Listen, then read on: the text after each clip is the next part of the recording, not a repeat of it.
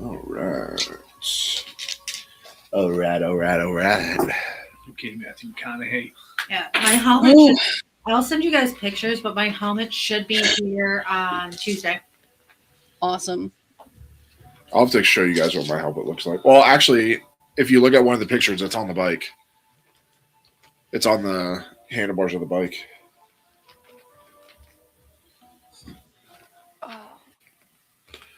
Oh. Ooh. That's pretty cool. Yeah, I couldn't. Ooh, I like that. It's really cool. Yeah. I want a girly helmet, but the way that I'm going to paint the bike, I'm going to do a Norse theme. Mm-hmm. I haven't decided if I'm going to paint the bike yet. And then I'm going to do, but it's going to lean towards Frigga and Freya. Yeah. If I do paint the bike, I'm thinking of doing a dark cherry red with gold flake in it. Yeah. I like that. Once we're done with the library, we'll send pictures because we're painting everything. Mm. We're going to do like a bluish. Is it more blue-green or just blue? Blue-green. Yeah. Yeah, the wall was kind of messed up. I was like, man, we could really use to paint this. Next thing you know, we're going to Home Depot. Yeah. And then it's funny, we picked a shade that's like a couple shades darker than what the original paint was. Without even realizing it. Yeah. Hey, those different couple shades can make a big difference, though. It looks so much better with that darker paint. Mm-hmm. It does. Because then what we're going to do is like on one of the walls, we're going to do like a grass wall. With And fairy then lights. With fairy lights. Get like the flower fairy lights and stuff. And Oh, hang nice. them down.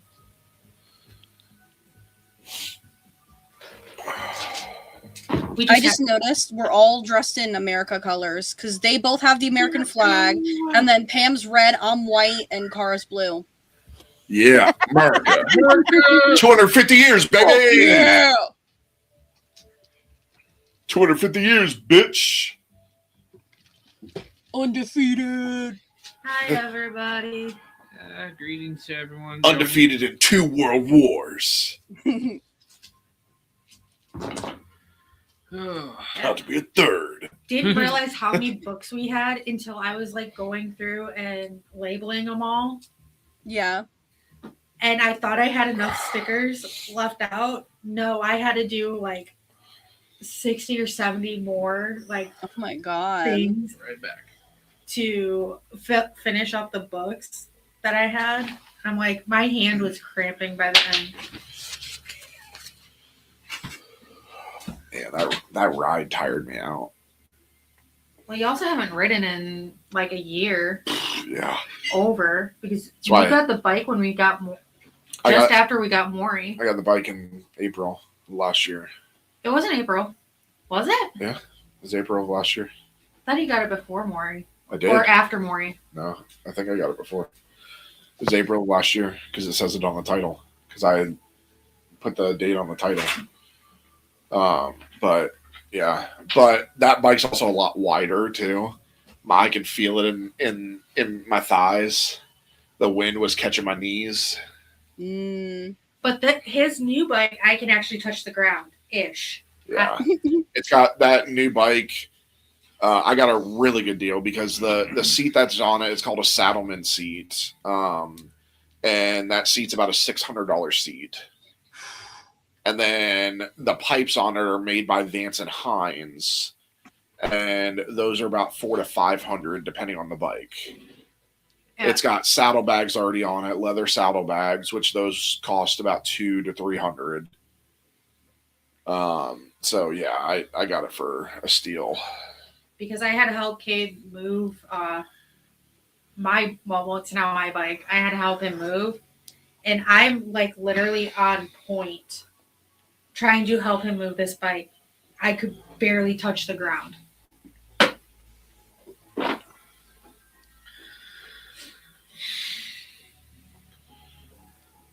I just sat on the bike just to see how it felt, and it was nice, but that's as far as I'm going with it. That's what he says. That's what's going to happen. I don't do motorcycles.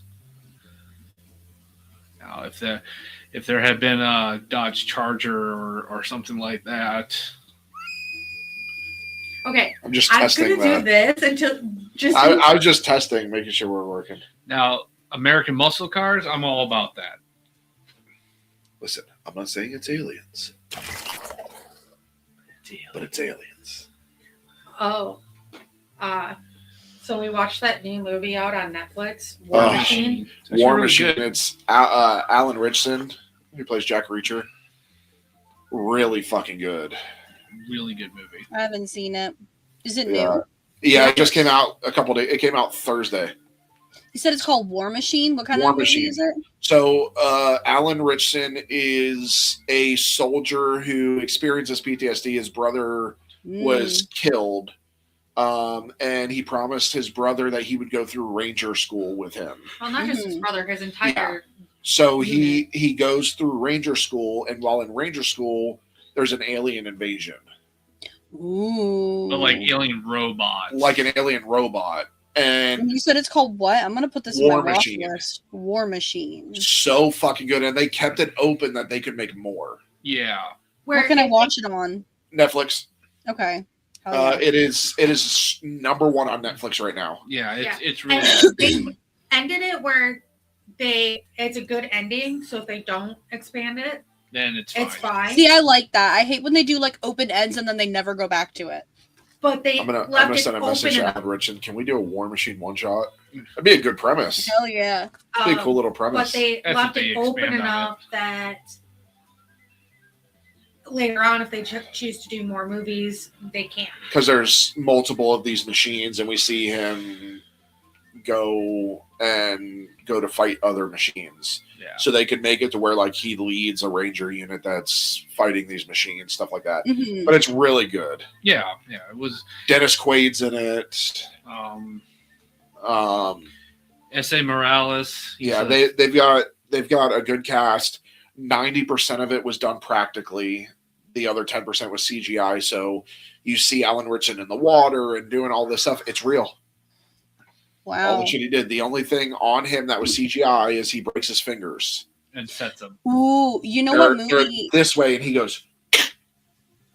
You know what movie I saw recently that I really liked was Iron Lung. Iron Lung. Nope. I think it did. I think it did a really, really good job. Yeah, I think it did a really, really good job at doing an entire movie in such an enclosed space and still managing to not be absolutely boring. It did a very, very good job. I don't do horror. I mean, I give him credit, man. Mm-hmm. Going from a Twitch streamer to making a box office hit. Well, and not only that, but the game was made by his editor's brother, I think it was. So he was also helping out a small creator get big. Yeah. Doing all of it. I remember a bunch of like people who do like commentary on Hollywood Insiders and all that stuff saying that movie like has really shook Hollywood to its core because again, he's essentially a Twitch/YouTuber who self-funded and he made a movie and he went from like I think it was like $300,000 it took him to do everything. And that's including the advertising. And the first week it made over $1 million. Yeah, and it just kept growing and growing. I believe they used the most amount of fake blood in any horror movie ever. They took the record. Yeah, so we should watch it, Ben. Yeah, I want you two can watch it. It's good. It takes a little bit to see him as his character and not just see Markiplier. And this acting does get better as it goes. So, I've never watched it before, I enjoyed so it would it. be fine with me. Yeah. But like Hollywood is like, oh my god, just a random.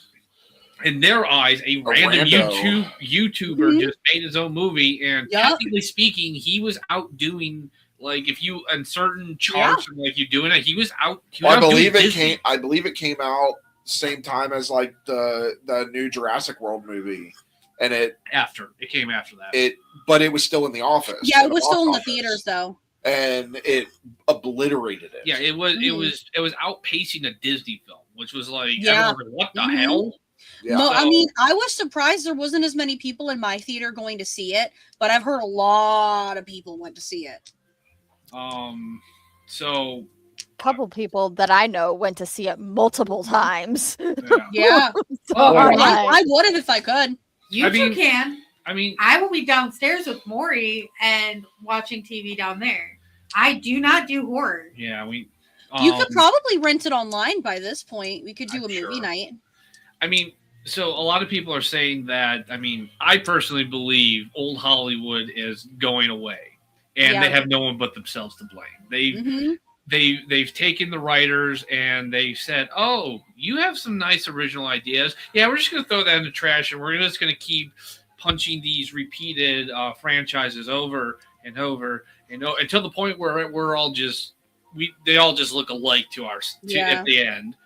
I actually found out something. So one of the reasons why Sony keeps making these essentially bad Spider-Man films that have nothing to do with the MCU Spider-Man, they are actually have to keep making them within every 5 years. Otherwise, they lose the right to. And it goes completely over. I haven't seen the new ones, but I'd keep making them too. By every stretch of the imagination, they are all flops. They don't make money. They don't make anything, or if they do make money, it's pennies. So, but they have to make a movie. They can't, like they said, you can't just have some dude show up, dress up in the costumes, and say, "I'm Spider-Man. I'm Spider." For an hour and a half. It has to be a movie. But that's why they're doing all these movies about Craven or all these tertiary characters in the Spider-Verse that have nothing to do with Spider-Man, and they don't even see Spider-Man, and they're never gonna see Spider-Man. Bring me Spider-Man. Well, that ain't gonna happen with Sony because all they care about is retaining that right. Because if ever Marvel wants to do something make a movie that's gonna actually make some money, Sony is entitled to 95% of the profits. That was the first time I've done a J. Jonah Jameson voice. No, you've done it on stream, yeah. Bring me Spider-Man. Bring me photos of Spider-Man. Kate does it better. I know. So yeah, I actually read that. I was that's why everyone's why are all these Sony Spider-Man movies just bombing? And it's they're doing it on purpose. They don't care. All they care about is keeping that rights. That's all they care about. Honestly, I would love to see more of the homegrown YouTubers and stuff make movies that are original. People might actually want to go to the theaters.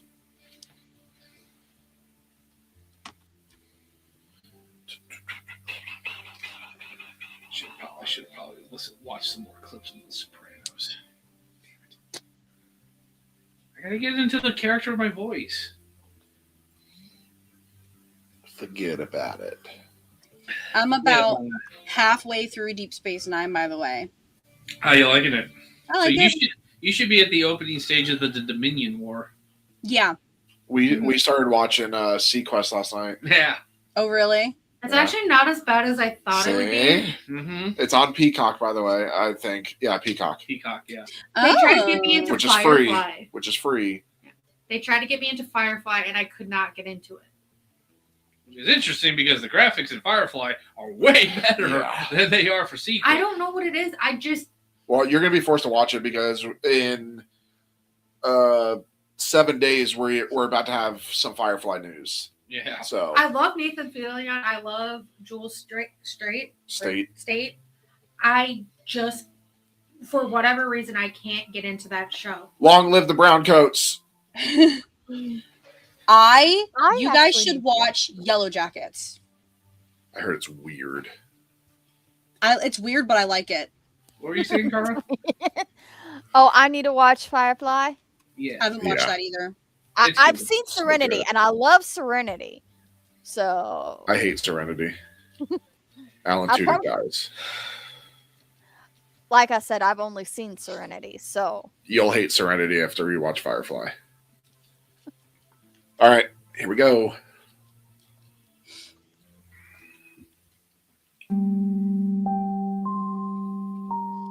"13 doors and 13 keys, locked in silence, lost in dreams, sigils carved in blood and bone, never speak their names alone. Lies are truth and shadows light. Watchers wake but never fight. Dust and ash and names erased. The sigil burns where time's displaced. Turn the page, but read with care. What's forgotten waits down there. 13 marks upon the skin. Once it starts, it crawls within.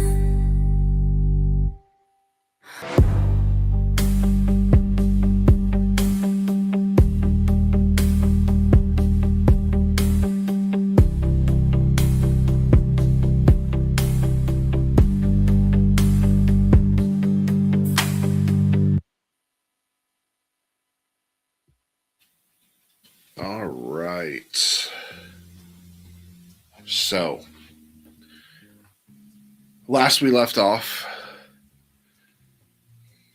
the members of Division 13 were given an undercover assignment, undercover identities, and sent to Ohio, where you were told to investigate some disturbances. There have been things happening at a certain time in the middle of the night, and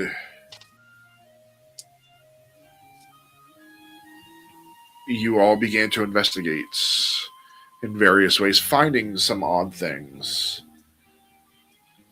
And upon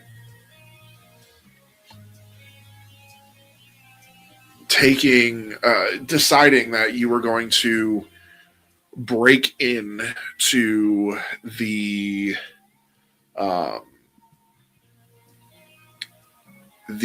mental facility, the mental health facility that the missing therapist was running, while using a distraction, you all decided it needed to happen at night, so you decided to go to sleep and rest.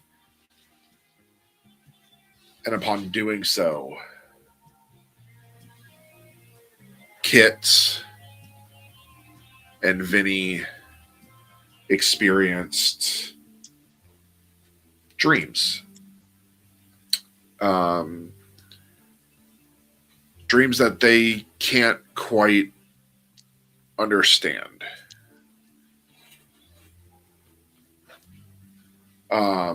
And that's where we pick up today. So, again, Kit, you and Vinny, although we obviously said them at different times, you both have the dreams at the same time and both wake up in your individual hotel rooms.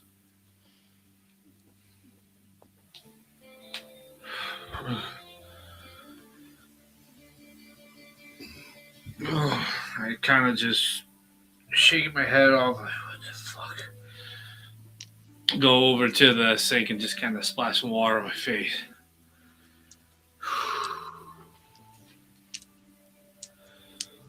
Oh boy, that was rough. I get dressed and I start getting ready for later that night to break into that place. Okay. I get up, put my makeup on, look out the window, and see if it's raining yet, because we were kind of hoping for the storm.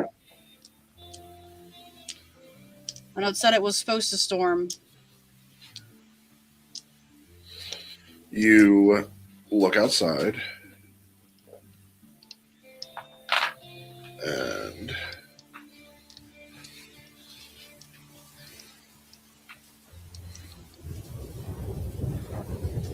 it is raining. Thank God. Okay. I finish getting ready, and start throwing everything together. Smoke a quick cigarette, and just wait for everybody else to wake up. Okay.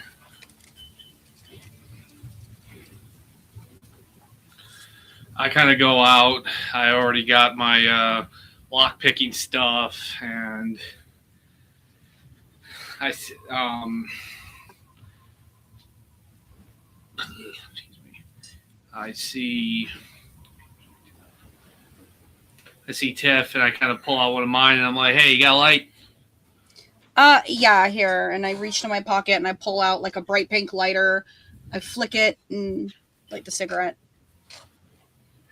Thanks. No problem. Oh, how'd you get for us pulling this off? Well, I guess it all depends on if my gadget does what it's supposed to. But I mean, it's raining like we wanted it to, so. You ever used one of those before? Oh, yeah. Yeah? Where? At my hometown when I was learning how to do all this stuff. That must have gone over well. Well, that one did. I kind of, I kind of absentmindedly just reach in my coat pocket and pull out my my 38, and I just kind of go, make sure that's okay, all loaded. You know, if you want, I can paint that for you. I also have the cutest charms back at home. Charms? What kind of charms? Yeah, and I pull out my gun and I show him the cherry. It's like a keychain that she's like glued onto the back of the gun to make a little charm. Nah. Listen. It's all nice and pretty, all girly and everything, but listen. Gun is a tool, okay? Pop the guy in the back of the head, you drop it, and you go, all right? Don't get too sentimental on him. Then you start getting the rev. This is where I walk out, and I just kind of shake my head, and it's just like, they each their own. Oh God, that was the wrong voice.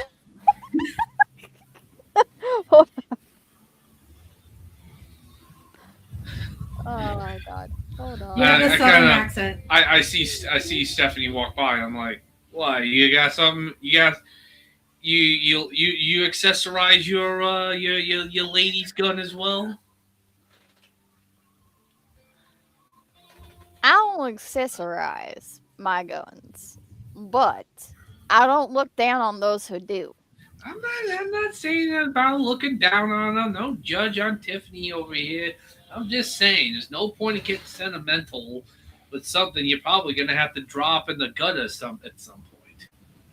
And I reach into one of my cargo pant pockets and pull out a lighter and light it out. I'm still in my room trying to calm down from the dream. Oh, by the way, both of you take a point in your stability index, minor. I get tired of waiting for Catherine, and I go and start banging on her door.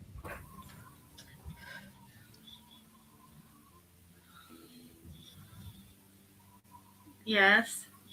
Wakey wakey, pumpkin. It's time to go. Give me a minute. You okay? Should I come in? No, you're good. Are you sure? Yep. Okay. Do you need a piece of gum? No. Okay. We're waiting on you, so just come out when you're ready. And I'll quickly throw on my clothes and walk out. Okay. All right, I get in the car started, and actually, as I started, just to warm it up, probably because we're cold from the rain. I look to Tiff. You need help moving your thing?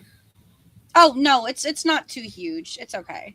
Yeah, I mean, I go open the trunk for her. I put my bag full of stuff in there. The actual like flux capacitor rod isn't that big. It's like probably about this big. Yeah. It's like 8 inches at least. Yeah. But it's kind of hanging out the top. And she didn't paint it this time because she needed it to match the box that we're gonna blow up with it. I would say the only one that would know that that I'm acting different would probably be Stephanie. Kit, you all right, darling? Just bad memories. I slam the trunk down. And I jump hearing the trunk slam. How about you? Flashbacks. Yeah. Well, those are the worst. Yeah. Anyway. All right, come on, load up. We can go all night. Shotgun! And I hop in the front. I kind of take a one last drag. Throw the cigarette away and hop in the car, start it up. I go pick up the cigarette butt and find a trash can and put it in the trash. You miss Greenpeace, whatever those little fruitcakes are called, that she gets in the car. No, I just figured we don't want to leave our DNA laying around. DNA? What is that? What's DNA? Yes, it had. Not yet. Look at this. I kind of just gestured back to Kit. Yes, it was. It was discovered in 1869. Was it used in forensics? No. 1986. Yeah, hippie. 1986? Is when... Aren't we in 1986? We're in 1984, aren't we? Was it 86? You're in 86, but it hadn't been used until it's not used till 87 to convict Colin Pitchfork. Funny enough. His name is Colin Pitchfork. Joseph Wamba made a book about it. It's pretty good. Anyway, so yeah. Okay. And it was all the way in the UK in 86. It didn't hit the US until 87. Either way, Vinny doesn't know what you're talking about. Vinny wasn't much for book learning. I'm pretty sure that my character, being a doctor, would have read a bunch of stuff. I mean, the themes of DNA have been around since the 1800s, but using them in crimes and having the ability to pull DNA from things is brand new and very expensive. So I start the car and I'm turning the heat on. I'm back it up. I start driving toward the electrical transformer on the outside of town. I'm going to kind of keep an eye out to see if there's any patrolling cars that would notice, or patrolling people that would notice us stopping at the transformer. And if they would notice, I'll have him drop me off a little bit away and I'll kind of sneak up to it. Okay, you don't notice anybody. Okay. It's like 1 o'clock in the morning. Yeah. I still park a little bit away from the transformer, so it's not too obvious we're stopping at it. I look back at Tiffany and Steph. I'm like, all right, you know what you gotta do. Get it done. Be quick. And for God's sakes, don't leave anything behind. As I get out, I park the car, get out, and open the trunk for them. Yep. I hop out, walk over, throw my gloves on, grab the flux capacitor rod that I rigged to be detonated from a little bit further away, and I stick it to the transformer. I look around really quick and I immediately hop back in. I once they're gone, I get back in the car. And did you move to the front? Oh, they're getting back in. Yeah, we're getting right back in. We're going with you. Yeah, I hopped out, put the stuff where it needed to go, and hopped right back in. Oh, okay. And I immediately turned. This doesn't have too big of a radius. So we'll need to be kind of close by still when this happens. Maybe like a mile. All right. No problem. So once everyone's back in, I turn it around, start back up, make sure the headlights are off, and turn it around, and I get just a little out of eyesight, and so find a deserted area. And I'm like, all right. And All right. boom. Tiffany. Yes. You are going to have to make an aptitude check. Okay. This is going to be an extreme check to make sure that this was done right to the point where it won't backfire in a thunderstorm. Okay. I would like to use I can use a priority token to add a die, right? Uh-huh. I would like to do that. Okay. Okay, let me see. I'm going to have a couple of rerolls here, so let me... Ooh, okay, looking good so far. And that's the fourth one. Let me re-roll this one. Let me re-roll the 6. Re-roll that 6. Okay. So...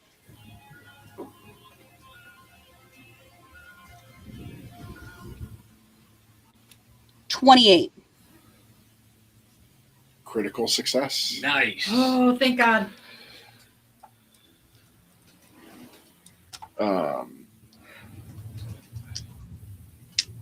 Which means you get an edge. Yay! So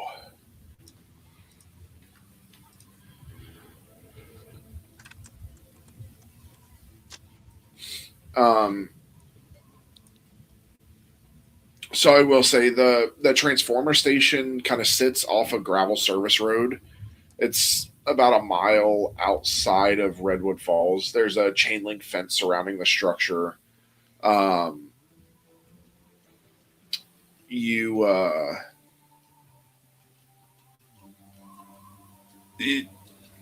can hear this low electrical buzz, and Tiffany, you're able to bypass the fence, slip in without drawing attention. Rain beads across the metal housings of the transformers, running down the vertical ribs in thin streams. The transformer that you go to, it hums steadily beneath the rainfall. You can almost feel a vibration through the sole of your boots. You pull the rod out, and there's an indicator light that's glowing faintly through the drizzle. You attach the rod to the grounding brackets, and these magnets bite into the steel housing with a sharp metallic click. It settles into place, and as you finish the calibration, you move back, go into the vehicle. You drive about a mile down the road, giving way to pavement again. The town lights are faint behind you,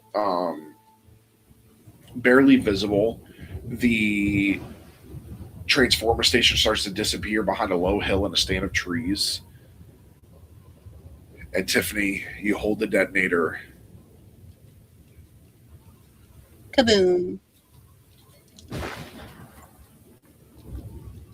A silent flash rolls across the distant horizon like heat lightning. A pulse of electromagnetic force slams through the grid, invisible but absolute. For a split second, the entire valley flickers. In Redwood Falls, every light dies at once. Street lamps go dark. Storefront signs vanish. The diner, the sheriff's office, the radio station all drop into blackness simultaneously. Even the blinking red beacon atop the radio tower cuts out mid-cycle. A second later, the distant transformer station erupts in a brief shower of blue-white arcs as the overloaded coils dump their energy into the ground. The sound arrives a moment afterwards, this deep electrical crack that rolls across the hills like thunder. And then silence. The discharge travels cleanly through the grid as intended, frying regulators and tripping every protective breaker along the network. Redwood Falls is in complete darkness. We might want to get out of here. Yeah, these lights are going to make us a target, so we need to park somewhere that we're not going to be seen. And turn lights off immediately. I turn the headlights off, and I'm like, all right. I make my way carefully down the road. I mean, yeah, it's 1 a.m., but you never know. And it's dark as fuck. How are you seeing the road right now? Very carefully. Yeah, that's why I'm driving slowly. But I'm assuming there's one road into town, right? So, there.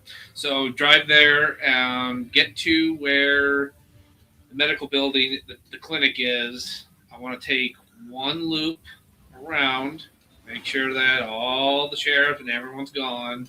And then we're going to find somewhere discreet to park, and we'll walk to the clinic.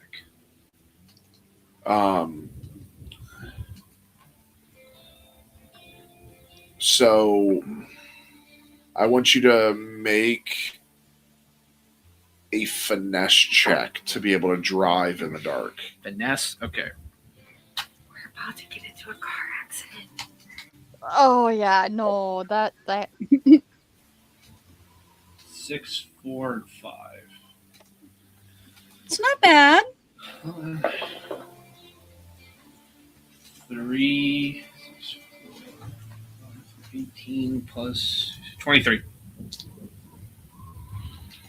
Okay. Success.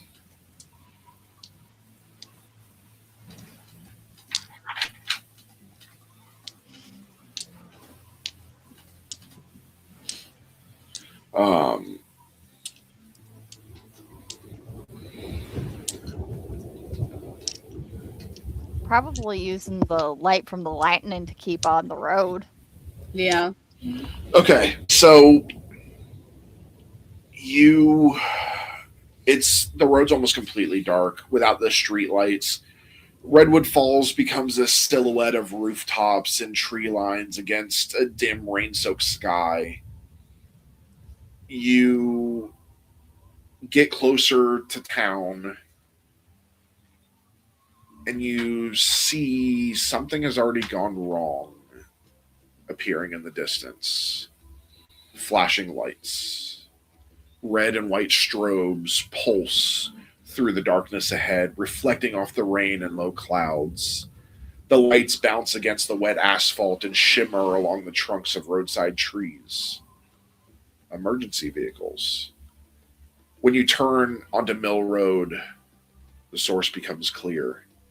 2 sheriff's cruisers sit angled across the entrance to the Behavioral Health Center parking lot.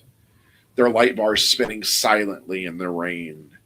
An ambulance is parked near the front of the building, its rear doors open. The engine idles, exhaust drifting faintly into the wet night air. Several figures move through the flashing lights, deputies in rain jackets, one paramedic kneeling beside something on the ground. In the center of the parking lot, illuminated by alternating bursts of red and blue, lies a body. A blanket has been pulled over it, but the shape beneath it is unmistakably human. The rain darkens the fabric, pressing it down along the outline of the shoulders and legs. A boot sticks slightly out from under the edge of the blanket. You see the deputies speak in low voices. You can't hear it under the sound of the rain and spinning emergency lights. The front door of the clinic stands open behind them, the interior completely dark now that the power is gone. A portable floodlight has been set on the pavement near the entrance, creating a harsh white beam across the scene. It throws long shadows across the parking lot and makes the falling rain look like streaks of silver. From where you sit in the vehicle, you cannot yet see the face of the body beneath the blankets. You only see stillness. Deputies haven't noticed you yet. And the rain continues to fall steadily, washing across the asphalt and pulling slowly along the edges of the lot. You may want to get out of here. Yeah, you're I keep driving past it. Still slowly. I'm not trying to speed. I don't want to raise suspicion, but I want to pull away and find someplace discreet to park where they can't see us. Okay. Where you can still see them? Yeah. Okay. What the hell? What the fuck happened? I'm trying to think, is there any way that it was the thing that we planted, or do I think that something else used the darkness to cover it up? You don't know. You wouldn't know without knowing what time this body dropped. Mm-hmm. Can I use? You don't even know what body it is. Veil sensitive, where I can sense the presence of supernatural entities or active sigils within 30 feet. There's nothing within 30 feet. You guys have driven away. You'd have to be, again, within 30 feet of that scene. Fucking hell. What the hell happened? Somebody get hit by a car or something? I reach into one of my pockets and I pull out a long-range optics. And I look through it to see if I can't see anything. Because they have sigil marked lenses, so I can see anomalies from long range. You currently cannot see anything. The body is covered.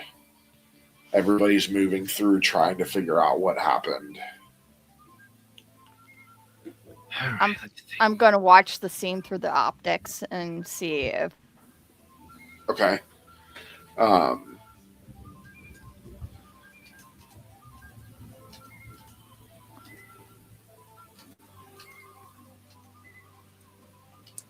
And I kind of lean over. I wonder if the sheriff listened to that thing again. What thing? The recording? You think he went back into you think he went back in there? I mean, he might have. We were told explicitly to only listen to it once, right? Maybe he went back in and something happened. If the sheriff's dead, that entire building's going to be covered. Well, any dead body in the building's going to be covered. Yeah, but especially the sheriff. You don't think he had a good relationship with everybody here? Yeah, they're not going to sweep this up. All right. Think. All right.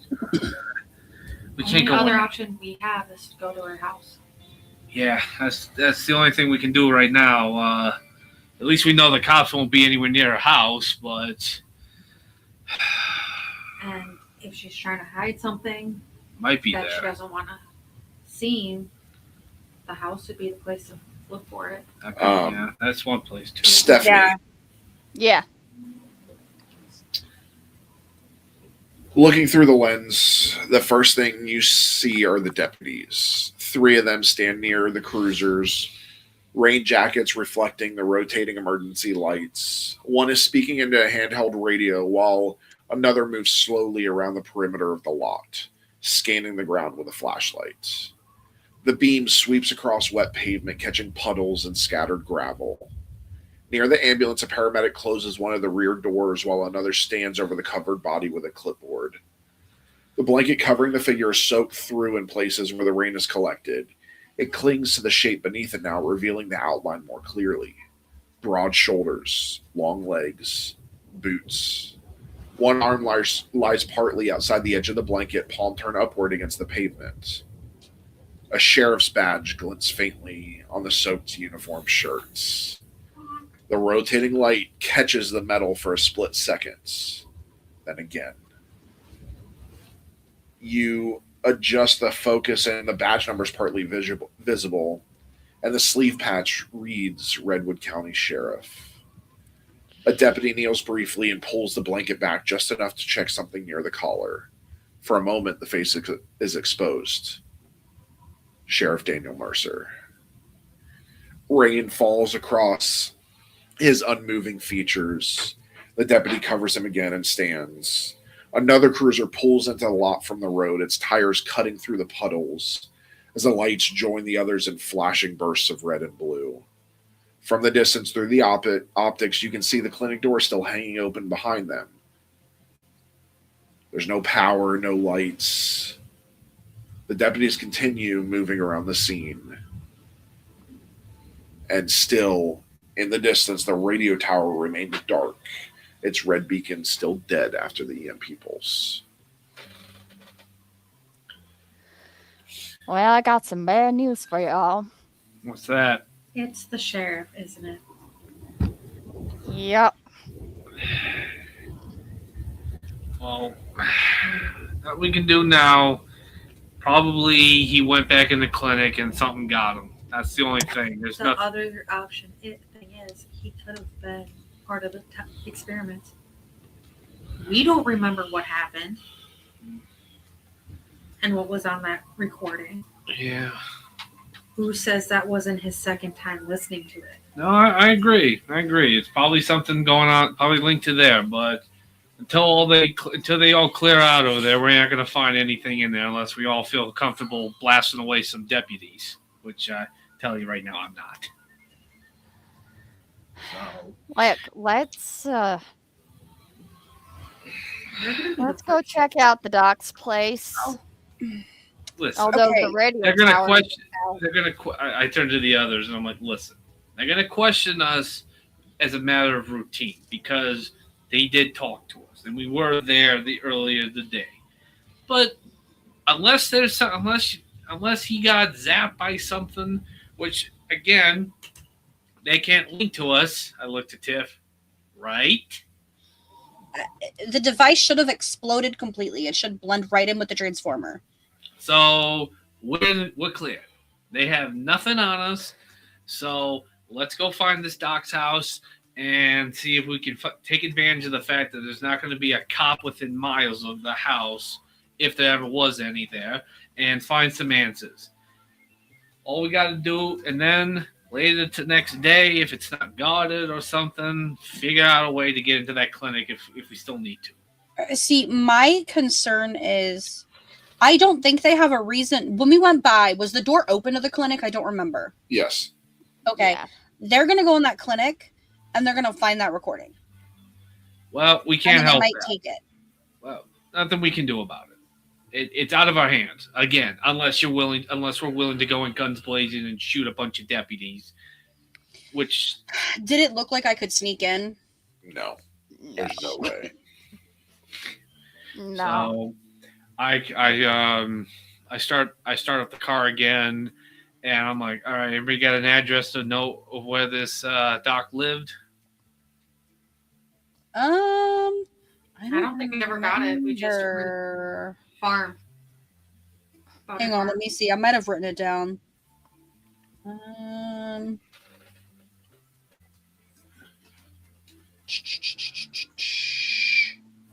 No, I only have where the office is.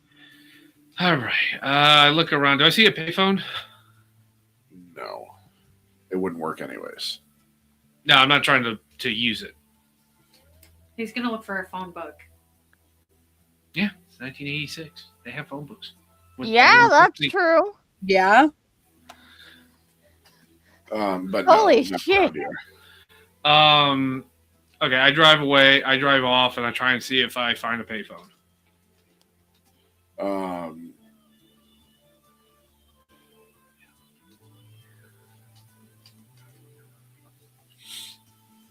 Well, if it's a farm, it's gonna be on the edge of town.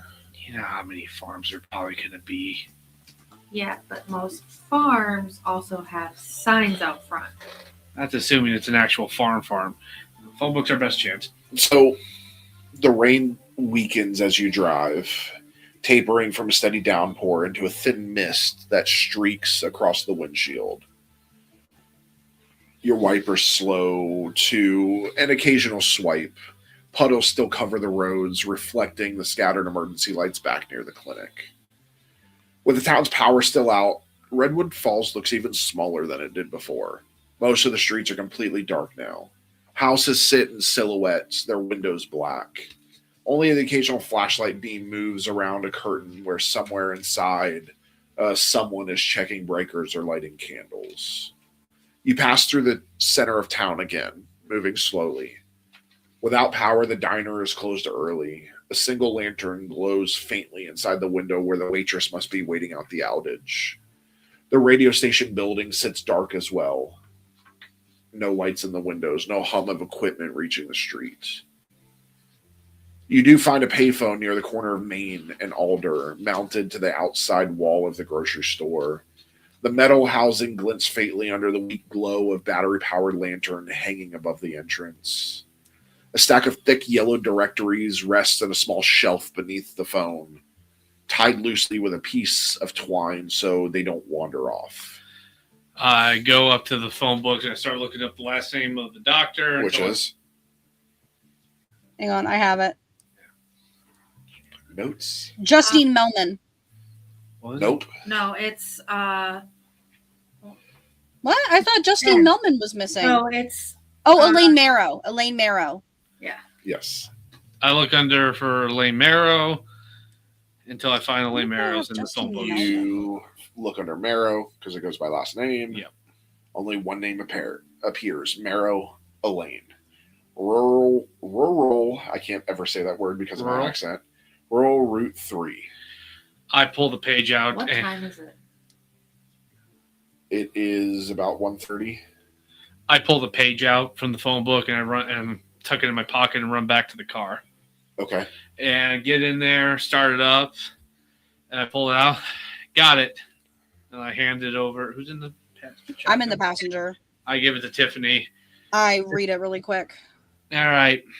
Let's go find this. And I try see if there's a map in the glove compartment.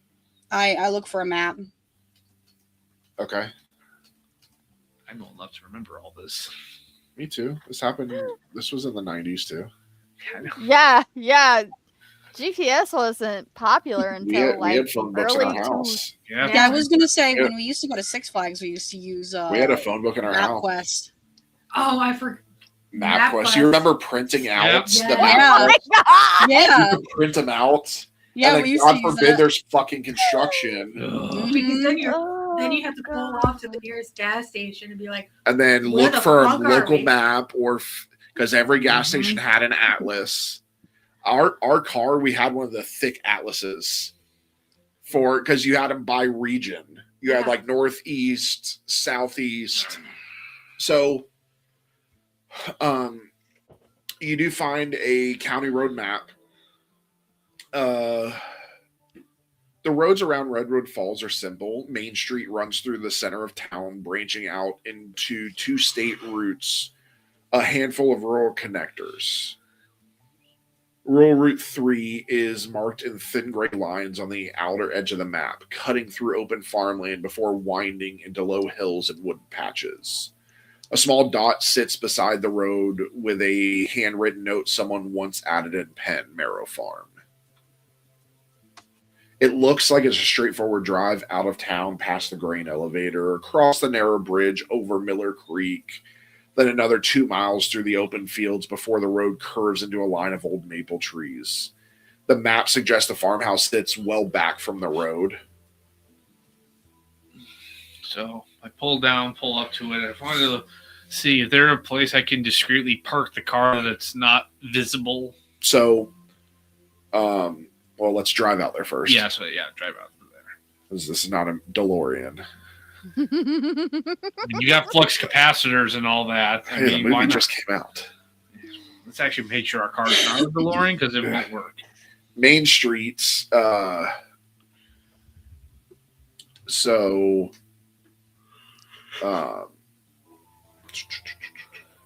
wait a second. So Main Street disappears quickly behind you with the power grid down. The last streetlight fades into darkness after only a few blocks. The headlights carve a path through the mist as you reach the edge of town. The grain elevator rises briefly in the beams, tall and silent against the sky. Beyond it, the road narrows. Fields stretch out on both sides now, wide and black under the clouded nights. The mist drifts low over the ground, thin enough to see through, but thick enough to swallow the horizon. Wooden fence posts appear and disappear in the headlights as you pass. The bridge over Miller Creek comes and goes in a few seconds, tires thumping softly across the boards, the sound of running water below barely audible over the engine. Then the road grows even quieter. No houses, no lights, just farmland and dark tree lines pressing in from the distance. After several minutes, the road bends slightly and the map proves correct. A line of old maple trees appears ahead, their trunks thick and crooked, branches reaching over the road like a tunnel. Fallen leaves stick to the wet pavement beneath you. A narrow gravel drive breaks off from the right side of the road. A weathered wooden sign stands beside it. The headlights wash across the lettering as the vehicle slows. Marrow Farm. That gravel drive disappears into darkness beyond the trees, and the farmhouse itself sits too far back to see clearly from the road. Okay, pull in, look to park the car. Told you it would have a sign. Yeah, it's not exactly a nice flashing Broadway sign there, lady. So as I go down, I pull up to the farm, I'll kind of get a quick scan to see if there's anything out of the ordinary, any signs that other people have there or have been there. And I would like to use Veil Sense. Yeah, because we don't know if she had anybody living with her.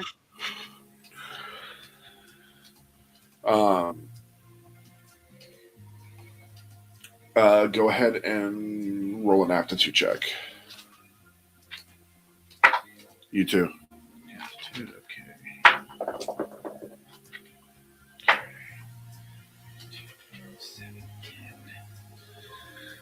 okay. Okay. Can I tell you? 15. Success.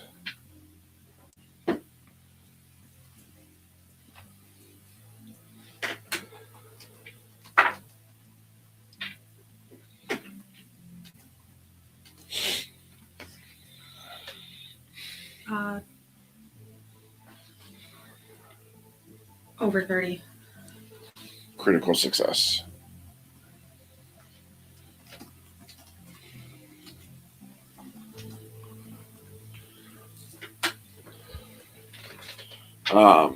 Okay, so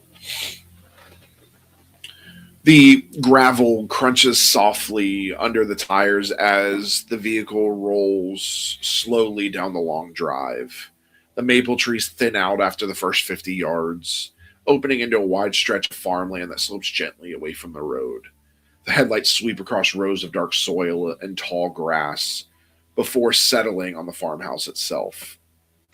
It's older than expected. 2 stories, white paint, long faded toward gray, with a wraparound porch that leans slightly under its own age. A red barn sits farther back across the field, its broad doors closed. A windmill stands nearby, its blade still in the calm air. No lights burn in any of the windows. The vehicle stops near the edge of the yard. The engine clicks softly as it cools down when you shut it off. The sudden quiet of the countryside settles around you. No distant traffic, no town noise, only the occasional rustle of the wind across the fields. As you step out into the damp grass, the rain's completely stopped now. Low mist hangs across the ground, drifting slowly between the farmhouse and the barn. First thing you check is the obvious. Check for tire tracks. In the soft gravel near the house, there are several sets of older impressions, likely belonging to farm vehicles or the doctor's car from earlier in the week. But none of them are fresh. The rain earlier tonight has softened the edges of everything. No new tread patterns cut through the gravel since the storm ended. The porch boards are damped but intact. No muddy boot prints climb the steps, and the front door is closed. The farm feels empty. Kit, you let your perception shift. The veil opens to your senses with unusual clarity tonight. At first, the property reads as quiet. The house itself carries no active sigils etched into its structure, no ritual circles beneath the porch, no boundary wards carved into the beams. The barn and windmill stand inert, ordinary structures under the night sky. But the ground beneath the farm is not empty. With a critical clarity of perception, the pattern reveals itself. It's buried. Deep beneath the soil of the property runs a geometric structure that spreads outward like roots. Not a traditional sigil carved into stone, but something older and far larger. A containment pattern embedded in the land itself. The lines are wide and ancient and partially eroded by time. Most of it lies dormant, most of it broken. But one section beneath the farmhouse still holds. The pattern pulses faintly beneath the earth, responding to something that is not present here physically. The structure is not feeding power into the world above. It's holding something back. It's incomplete now, fractured in several places where the land has been disturbed over decades of farming. But the center point still remains, directly beneath the house. And you sense something else too. A thin thread of resonance connecting the buried structure to the phenomenon you encountered earlier. The tape, the tone, the thing behind the door. Whatever Dr. Mara was studying here was not something she discovered randomly.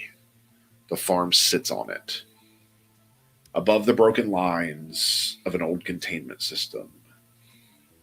And tonight, because the town's power grid became dark and the radio tower went silent, the faint pulse beneath the ground feels slightly stronger than it should. You get a sense, we'll say with a critical, you get a sense that maybe the radio signal wasn't a source, but a barrier, holding something back, and you've just eliminated it. Whoops! Oh boy. I relate all this.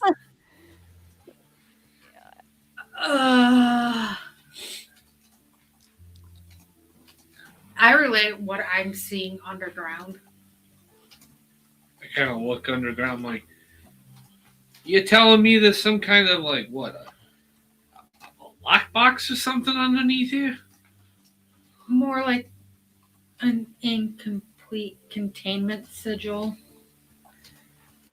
And what? What? We just, what? We busted open the lock of it or something? No, the radio signal that in the radio tower, I have a feeling was a barrier to not let whatever it is in. Oh boy, this night just keeps getting better and better. I will say, with that knowledge, everybody go ahead and make an aptitude check, please. Oh god, I rolled good. Notice this music goes chicka chicka. That's funny. I like this music. I think it fits the 80s. Okay, let's Is see. it aptitude? Aptitude. Oh, hang on, but I also have edge. I think this music fits the I'll roll 80s. one more. Thank you, Pocket Bard. Mm-hmm. And this one also blows up. Oh my god, okay. Okay.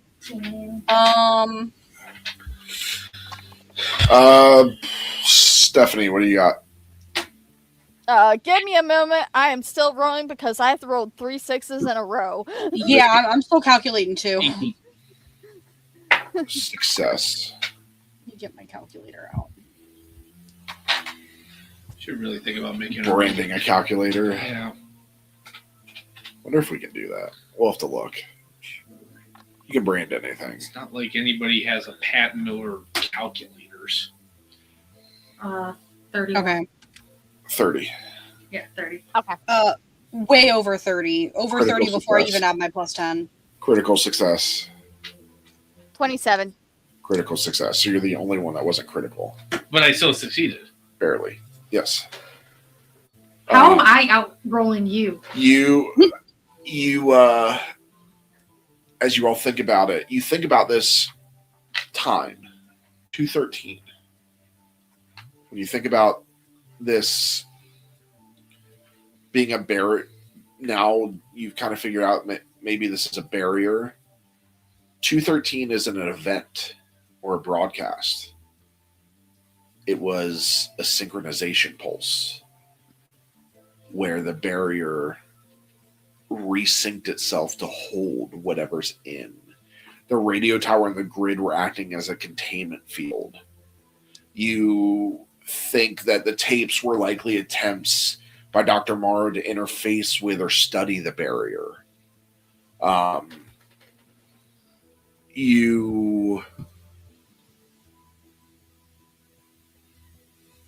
You think maybe this buried sigil structure under the farm is the original containment, and it's probably much older than that.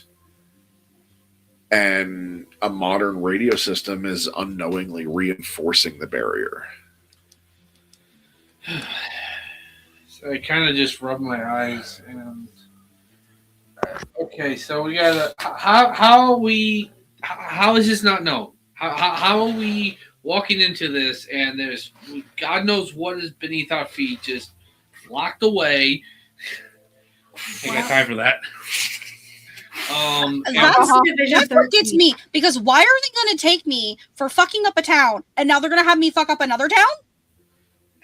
I don't get it. Welcome to Division 13. Well, this sounds like a fucking shit show of a division. Okay, what do we do? Well, there were 12 others. What do we do? We just book it out of here. What do we do? Hold on. Kit, how old would you say this sigil is?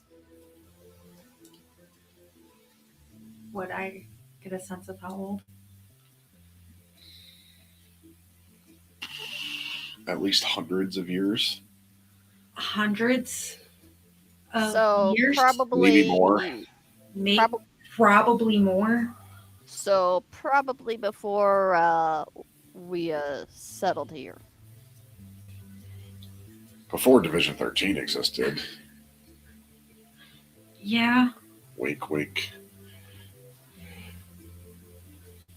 Would I know that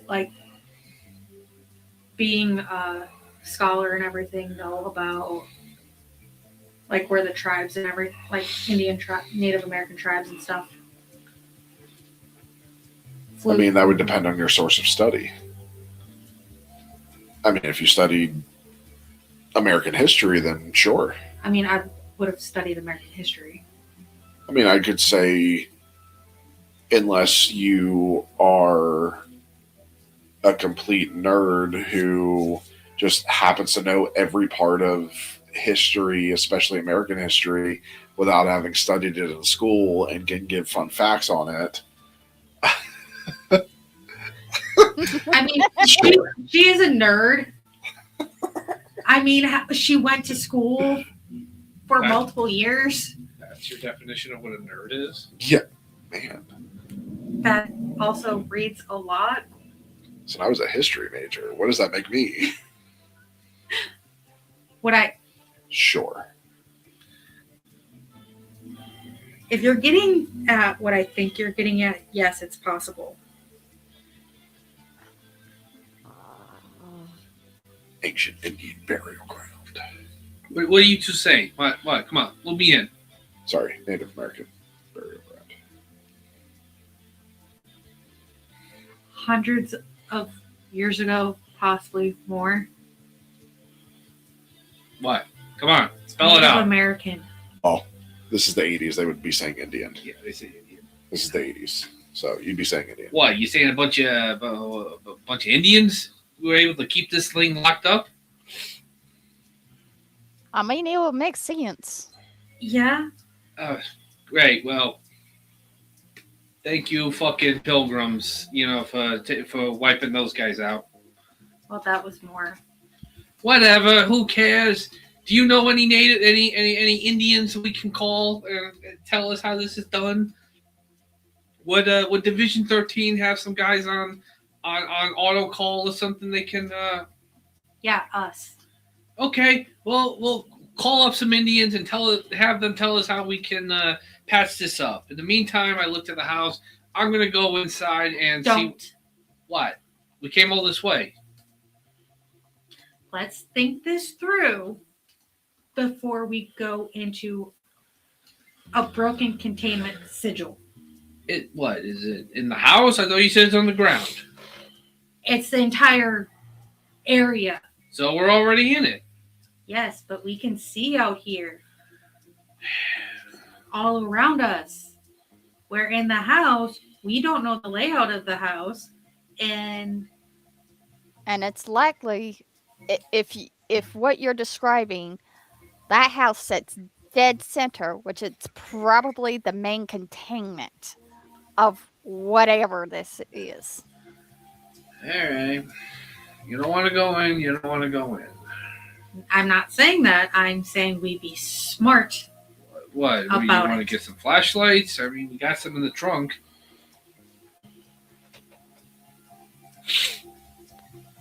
But we go in smart. Okay, explain how smart it is. Tell us. We stick together. Of course. I wasn't going to say we, split up like it's Scooby-Doo or something like that. Jesus, what do you think I am? I just look at Vinny. Scooby-Doo came out in the 70s, so this is... Actually, 69. Yeah, that's right, 69. 69 was the first premiere. At Vinny. You have the tendency to act first, think second. Yeah. I can hear someone with ethos. Scoob, what are we gonna do? So I kind of just pull out my 38, check the ammo. All right, I go back to the trunk, open it, and get some flashlights, and hand them to everybody. All right, let's all do this smart. And I look over a kid. Wicked smart. New York, not fucking Boston. I grab out my baton while we're in the trunk. Kit, you want me to take point? All right. I get behind Stephanie. I take the rear. I'll go third. All right. Let's go up to the house. And I'll have my flashlight, gun. Yeah, I'm holding it the same way. I'm holding the gun, right hand down, flashlight up, left hand. And I'm keeping it like this, like kind of like the ready position. Yeah. I didn't know how to do what the ready position IRL. Yeah, it's usually how it's like you point it down. Okay, so point it down. Low ready. Right? Yeah, low ready. You point it down so then you can. Low ready, and then you would bring it up like this. Flashlight. Okay. With you, it's not as big of a deal because your point. Yeah. I don't want to be flagging everyone. Yeah, I figured that. Okay, right. Cool. All right. So, Scooby-Dooby-Doo, where are you? We've got some work to do now. You guys just start running through rooms, coming out of random rooms. There's just this person in a mask. Yeah. Would have gotten away with it too if you weren't for you meddling kids. Yeah, it's the doctor the whole time. Or it's the sheriff the whole time. Yeah. But we thought you were dead. Sheriff. Oh, yeah? Sir. And then it's the doctor. Dr. Marrow. And I would have gotten away with it too if it weren't for you meddling kids. It's so good. It is. If y'all haven't seen it, go watch the live action too. Because it's so good. All right. So the porch boards creak softly under their weight, under your weight as you step into the farmhouse. The structure feels older up close. The paint along the railing has peeled in long strips. exposing the gray wood underneath. Rainwater drips slowly from the roofline, tapping against the boards with a steady rhythm that echoes faintly across the quiet yard. The front door is unlocked. It opens with a slow push. The hinges giving a long, tired groan that carries into the dark interior.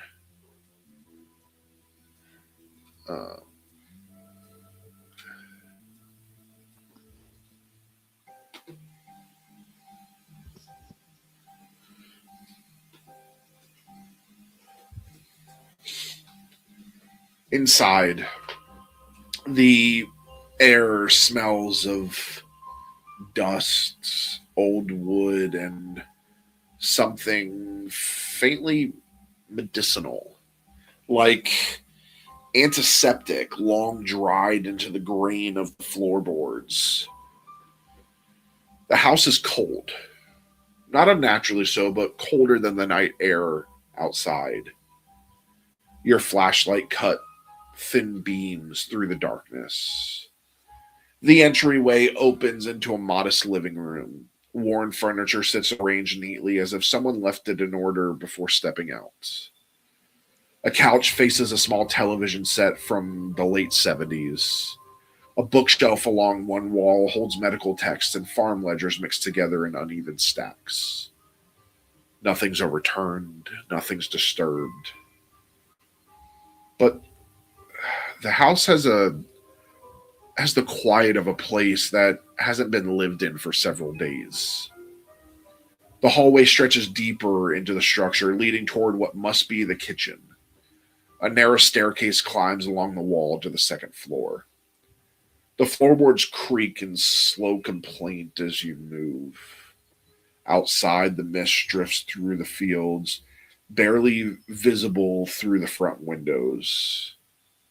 Inside the house, the silence is thick enough that every moment feels louder than it should. And everybody make an aptitude check.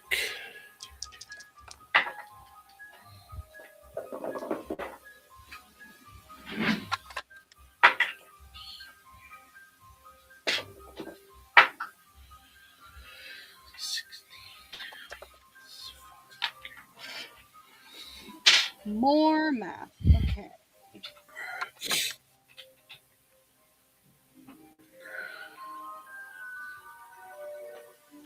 Vinny. 21.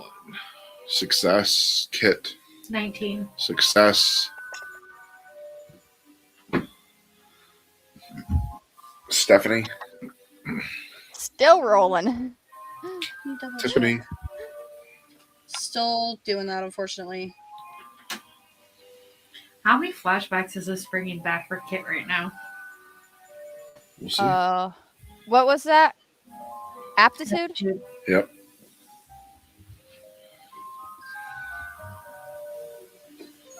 Uh, 15. Success. Mine is also 15. Success. Okay. You begin to notice small things. A coffee mug sits on the kitchen counter with a ring of dried residue inside. A chair at the table is pulled halfway out as though someone stood up quickly. On the wall near the back door hangs a calendar marked with several dates circled in red. Every one of them reads 2/13. Your senses register something faint beneath the floorboards again. The same buried pattern you felt outside. But here, it's stronger. Not active, but closer. I relay that to the group. The center of the old containment geometry lies somewhere beneath the structure. As you move further inside, the house begins to settle around you. Wood contracts softly in the cooling air. A beam somewhere up above shifts with a dull thump. Nothing supernatural. Just the natural sound of an old house at night. But something subtle happens. Vinny. Mm-hmm. You hear footsteps behind you. I whirl around and point my gun and flashlight. No one's there, just an empty hallway. Stephanie, your flashlight flickers once before stabilizing again. Tiffany, your attention drifts briefly to the kitchen radio sitting on the counter. It has no power, but for the faintest moment, you think you hear the beginning of a tone trying to form beneath the static silence. Then it stops. Nothing moves again. The house returns to quiet. In my head, I am just saying, it's just the house settling. It's just the house settling. As I through the radio, kind of we're moving along, do I see a clock anywhere? No. I have the watches. I'm going to use one of my passives of track the unseen, which I gain edge on checks to follow footprints and trails, detect disturbances, identify whether something supernatural passed through, locate sigils or occult residue. And if a creature is invisible or incorporeal, I can still attempt to trace its path through the air or dust. Okay, you can make a check. Alrighty. So, would that be Aptitude? Aptitude? Alrighty.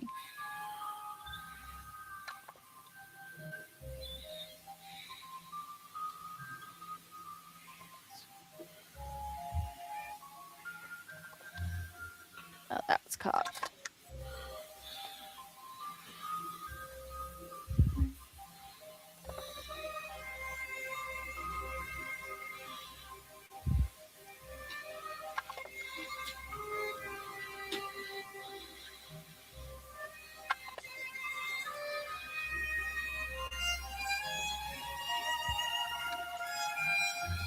Okay.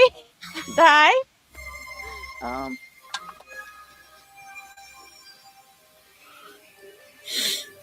I just hit over 30. Okay. Critical success. But you sense nothing. Absolutely nothing. Yeah, that makes me a bit more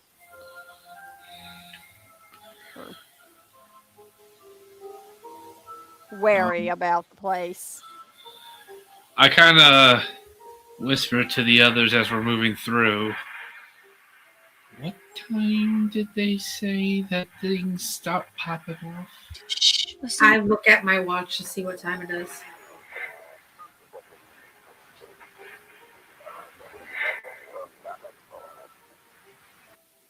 Is it the radio? That was a radio.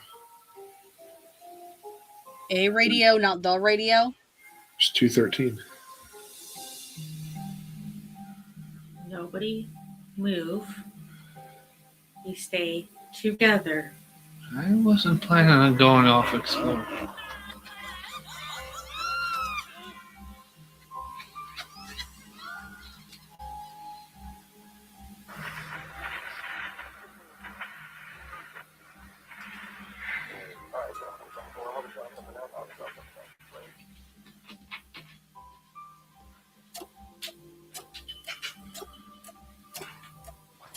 I grab Tiffany's hand.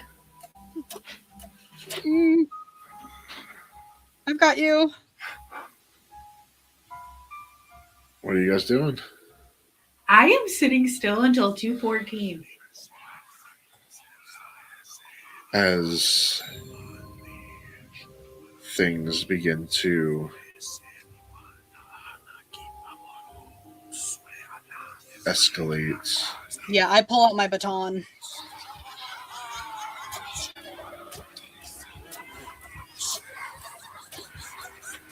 Is this all from the radio? This is all from somewhere. And you don't hear it with your ears. It's inside your heads. All at once.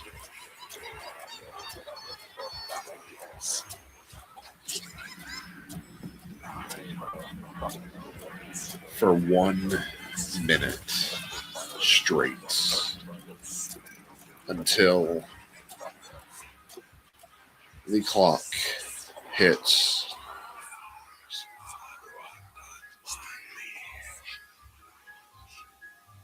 2:14.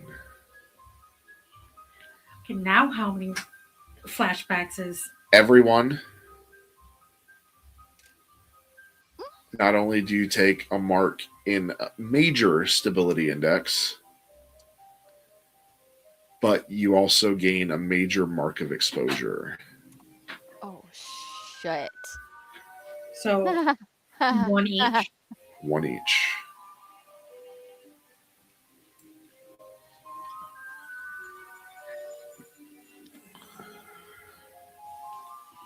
Oh.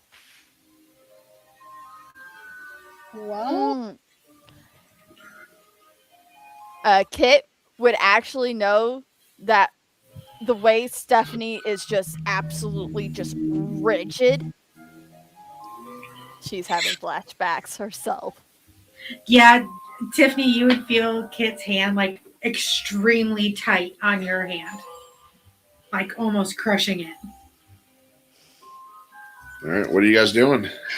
I'm gonna look over at the radio. Is the light still off on it? The one that we passed? Yep.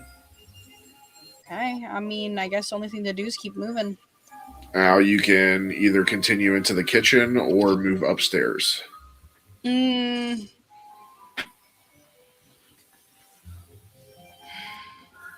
going. I would say upstairs because I'm not sure what would be in the kitchen. Unless was the radio itself in the kitchen? No. Oh, okay. I mean, I guess while we're on the floor, we might as well swing by the kitchen really quick and see if we see anything. I say we Clear the floor. clear the floor. Yeah. Move up.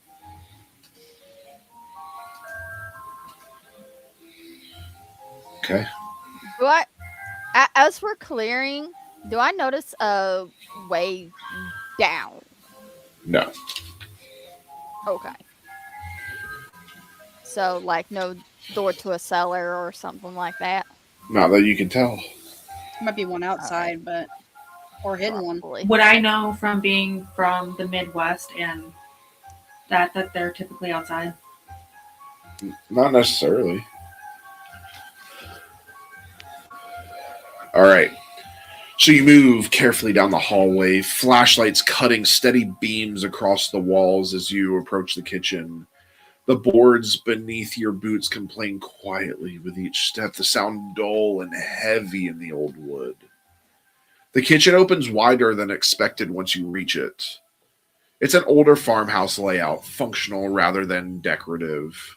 A large wooden table sits in the center of the room with 4 mismatched chairs around it. A cast iron stove rests against one wall, cold and unused. The sink beneath the window is full of darkness, the glass above it reflecting only the pale movement of your lights. The mug seen earlier sits beside the sink exactly as it appeared from the hallway. Beside it, a small stack of medical notepads, the top page filled with neat handwriting. Most of the writing is clinical shorthand, quick notes about sleep cycles, auditory response, and patient reactions. I go and read all the notes. Several times the same phrase appears circled in the margins. Resonance occurs before sleep. Resonance? Yes. The refrigerator door stands slightly ajar. I look inside. You nudge it open the rest of the way, and the interior light doesn't come on. The power outage has left everything dark inside. A faint smell of spoiled milk drifts, but nothing more alarming than that. There is a back door that sits across the room, locked with a simple deadbolt. Beyond the window, in its upper half, the mist still hangs low over the fields. The pantry holds dry goods and jars of preserved vegetables. A flashlight beam passes over rows of canned food and sacks of grain stacked neatly along the shelves. So I'm looking around. Do I see, like, how do I explain it? Like personal touches, like little mementos around? Anything? Nope. So I'm looking around. I noticed this, and I looked at the others. Tell me something. You all live in a house, right? You got homes? I did. Well, in your home, do you ever have like little knickknacks, mementos, little personal touches? Knick-knack, paddywhack, give a dog a bone. All Yeah, over the place. yeah. I'm assuming mine too. I'm assuming you guys did too. You know what I'm noticing? None of that here. But wasn't she only here for a couple years? Yeah. Doesn't matter though. Even after a few months, you should have collected something. This doesn't look like a home to me. This is like just a place you crash at. Maybe she slept at the lab. I don't know. No, there weren't beds there that I Why don't saw we at go- least. You should check upstairs. How hard would it be to? What was that? Like what? Shh.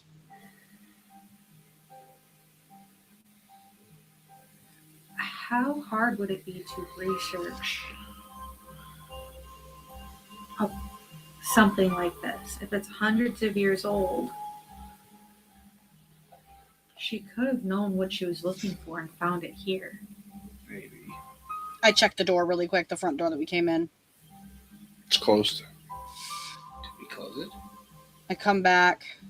I mean, I probably did walking in, so then it doesn't look Did you guys suspicious. see that door? Yeah. The fuck? I'm really tightly gripping my pistol. I'm All right. We're not alone. Okay. Everybody did hear that, right? Yeah. Yeah. What was that? Step back. Outside, upstairs, where? Okay. I'm gonna start swooping rooms with my gun and my flashlight. Tiffany, stay together. Well, Let's then all go stick up. with me. Let's all go upstairs and see. No. One floor at a time. You finished. We finished yeah, it? yeah. Okay. So it's Alright, time to upstairs go it goes. upstairs.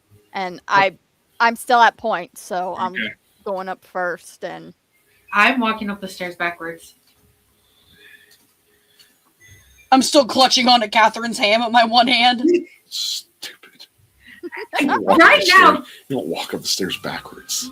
I can. That's how you trip. Did I tell you that? Tiffany's like, All right. Meg, step up here. The staircase waits in the narrow hall like a throat. Your flashlights sweep across the first few steps as you approach. The wood is worn smooth in the center where decades of boots and shoes have climbed up and down.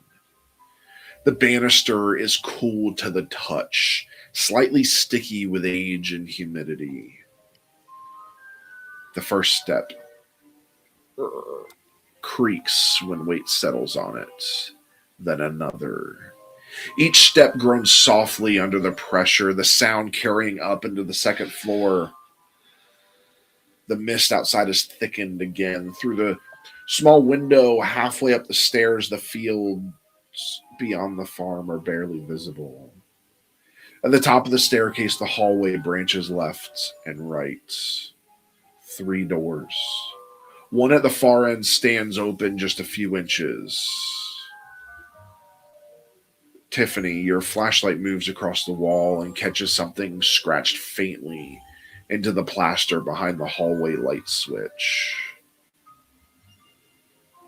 Lines. At first they look random, but then you see concentric shapes, curves intersecting with straight marks. A waveform, a crude attempt to draw sound. Vinny, you hear it first, a faint shifting behind you. I spin around. The staircase is empty, but the darkness below feels deeper than it should be. Stephanie, your beam sweeps down the stairwell and there's nothing. But for a split second, you're certain you see someone standing near the front door. Tall, still. Your beam moves and the shape disappears. You keep going up the stairs and the stairs stretch longer and seem to stretch even longer than they did when you first reached, just a few extra feet. Enough that the door at the end seems slightly farther away now. Kit, you feel the ground beneath the house again, the buried pattern, but here the geometry is distorted and bent, like something beneath the structure has been pushing against it for a very long time. And the door at the end of the hallway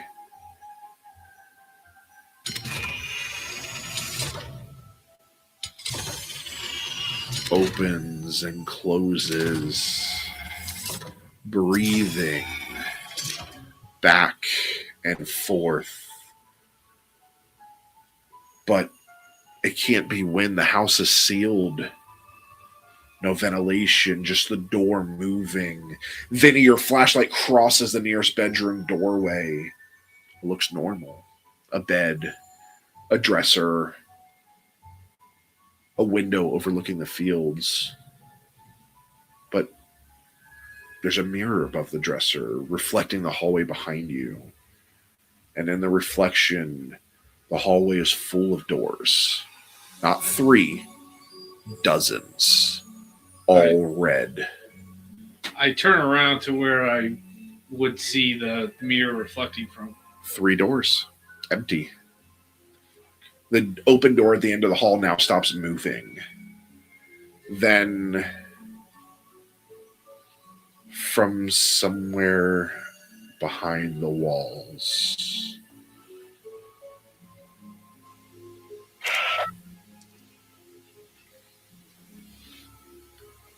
Damn radio again.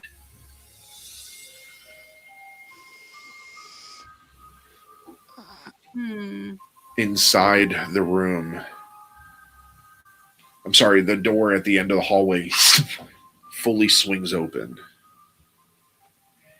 Inside that room, something's wrong. The angles of the wall don't line up correctly. The far corner of the room looks deeper than the structure should allow. Kit, you feel the containment lines beneath the house shifts, stretching like something below just became aware of where you're standing. I let everybody know. All right. I think it might be time for us to leave. Yeah, I think you're right. I think we're on the lion's den and we need to get the fuck out of here. I turn around and start making my way to the door.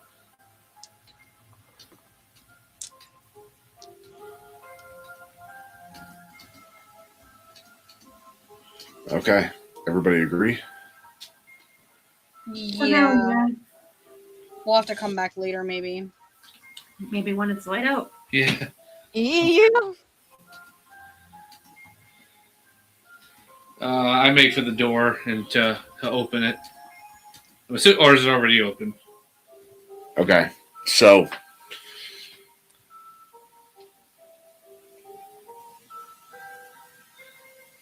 you turn towards the staircase, all of you.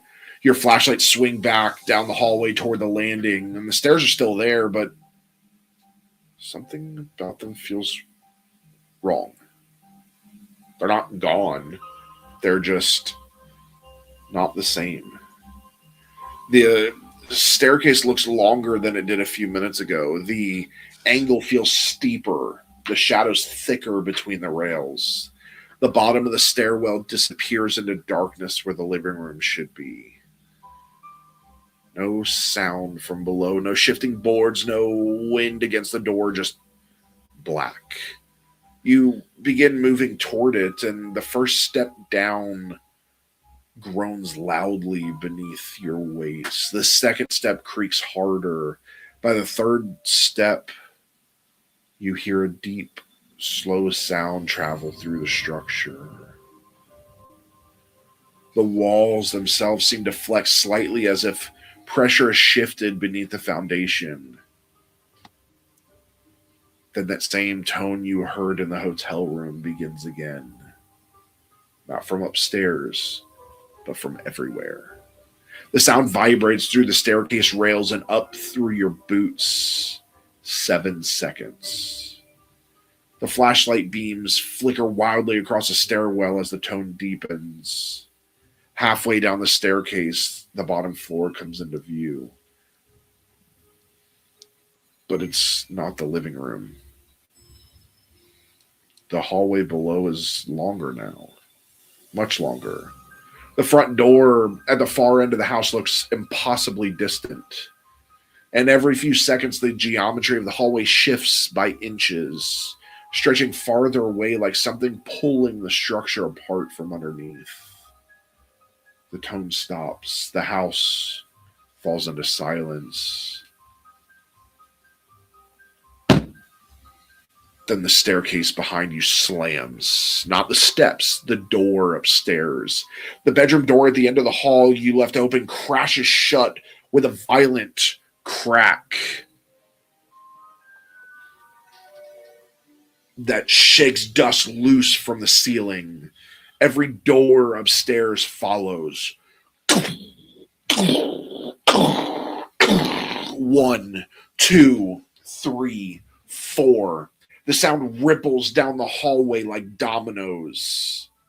Then the entire house goes quiet again.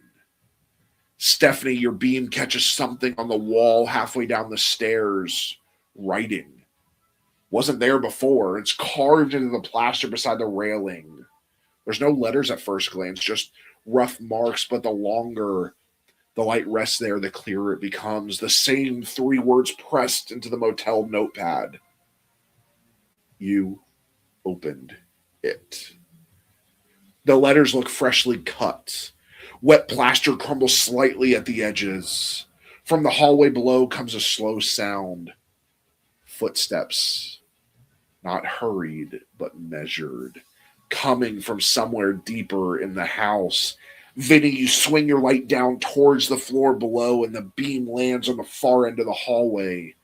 But nothing's standing there. But the footsteps continue. Closer now. Slow. And heavy, as if something is climbing the staircase from below without actually touching the steps. Kit, you feel the sigil beneath the house pulse again, harder this time. The containment pattern beneath the soil is bending and straining. Something beneath the farm has noticed you completely now. The staircase creaks again. Something is shifting on it. Behind you. Above you. Inside the walls. The house tightens around you like a fist. And the tone begins again. And this time, it doesn't stop at 7 seconds. That's where we're going to take our break. Fuck you, ass. So, we will be right back, everybody. Please do not go anywhere.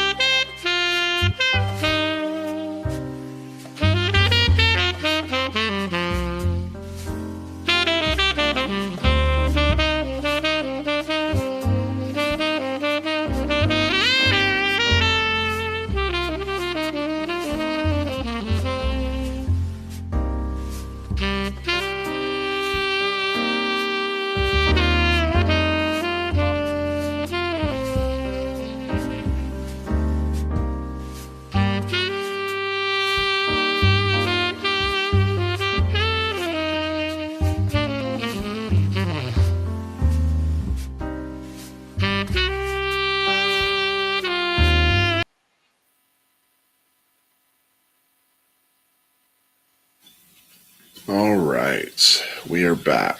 So,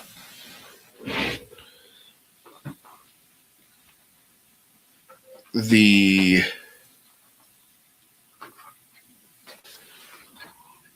um,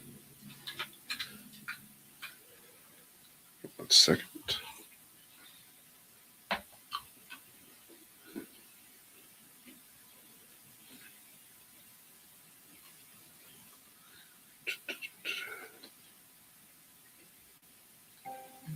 There we go. All right, so the tone continues, not loud, but constant. It settles into the bones of the house like pressure beneath deep water. The wood beams tremble with it. The walls breathe around it. The staircase beneath your feet shudders. Not violently, but slowly, as if the entire structure is flexing around something pushing upward from below. The hallway beneath you stretches again. The front door that should be 15 feet away now looks like it belongs to another building entirely. Vinny, you hear the first voice. Vincent. Spoken directly behind your ear, and when you turn, there's no one there. But for just a second, your flashlight beam catches the edge of the living room below. The furniture's wrong. The couch is gone. The television's gone. The floor is concrete. Warehouse concrete. Fuck. Candles sit melted into puddles of wax around the room. The ritual circle from Brooklyn spreads across the floor. Not chalk, but magnetic tape. The same tape from the cassette in Mara's office. 7 figures stand around the circle. Their bodies are wrong now, dissolved skin, mouths hanging open, their eyes locked on you. Every single one of them speaks in perfect unison. You left us here. Your beam shifts, and the living room is normal again. Just old furniture and dark windows. That tone deepens, and Stephanie, the radio crackles suddenly on your vest. No power, no signal, but it activates anyway. Static spills into the air, then a voice. Military. Command tone. Sergeant Miller. Your stomach drops. The voice is from the classified deployment you survived, the one you never talk about. Why didn't you report the anomaly? The static shifts. The voice changes. Now it's someone you remember losing out there. You saw what it did to us. And why did you walk away? And your flashlight flickers violently. The beam jumps across the stairwell walls. Everywhere the light touches, the plaster is covered in diagrams. waveforms, hundreds of them, drawn in frantic overlapping layers, the same signal pattern repeated again and again, some drawn with pen, some scratched with fingernails, some written in something darker. At the center of the staircase wall, written over and over, you can't build a door without something opening it. Your own handwriting appears among the drawings. Dates from years ago, notes from the device that burned down the forest, calculations you never shared with anyone, but the math is finished here, completed and solved. Kit, you feel the worst of it. The veil sense explodes open around you like pressure releasing from a wound. The sigil beneath the house is no longer dormant. It's tearing and peeling.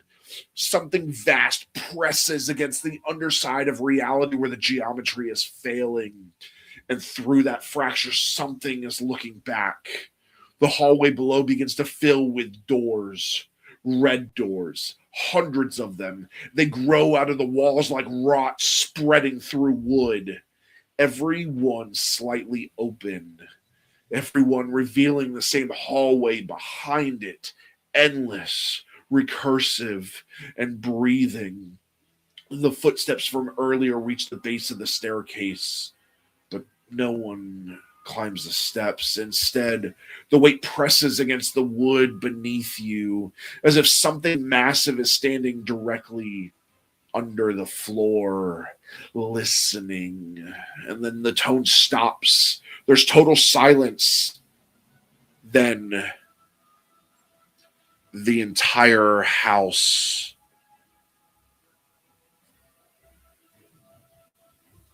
whispers, not one voice, but thousands. You opened it. The staircase lurches. The doors slam open all at once. Every red doorway vomiting darkness into the hallway. And something moves inside that darkness. Something tall enough that the ceiling of the house bends around it. The wood beams crack. The sigil beneath the farm pulses violently. And the thing beneath the house pushes upward hard enough that the entire structure groans and protests. And then everything stops. The house freezes. The hallway snaps back to normal. 3 doors upstairs, living room below, front door 15 feet away. The tone is gone. The footsteps are gone. The walls are clean.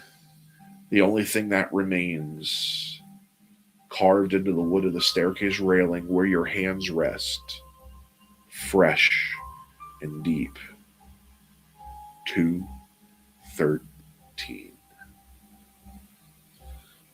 I look at my watch as my hand is shaking to see what time it is. What the fuck is going on here? 2:13. Time stop or something. I thought I saw it turn to 2:14. I did too. Listen, But let's it's discuss this too- outside. Let's get out of here. I make for the door. I'm just pushing my way through. Get the fuck out of here.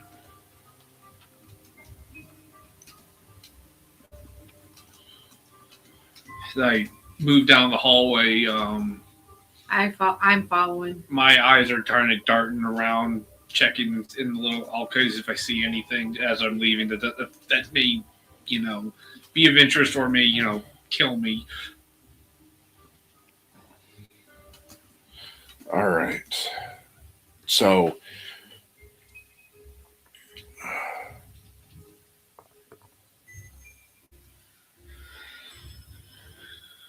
you move. No hesitation.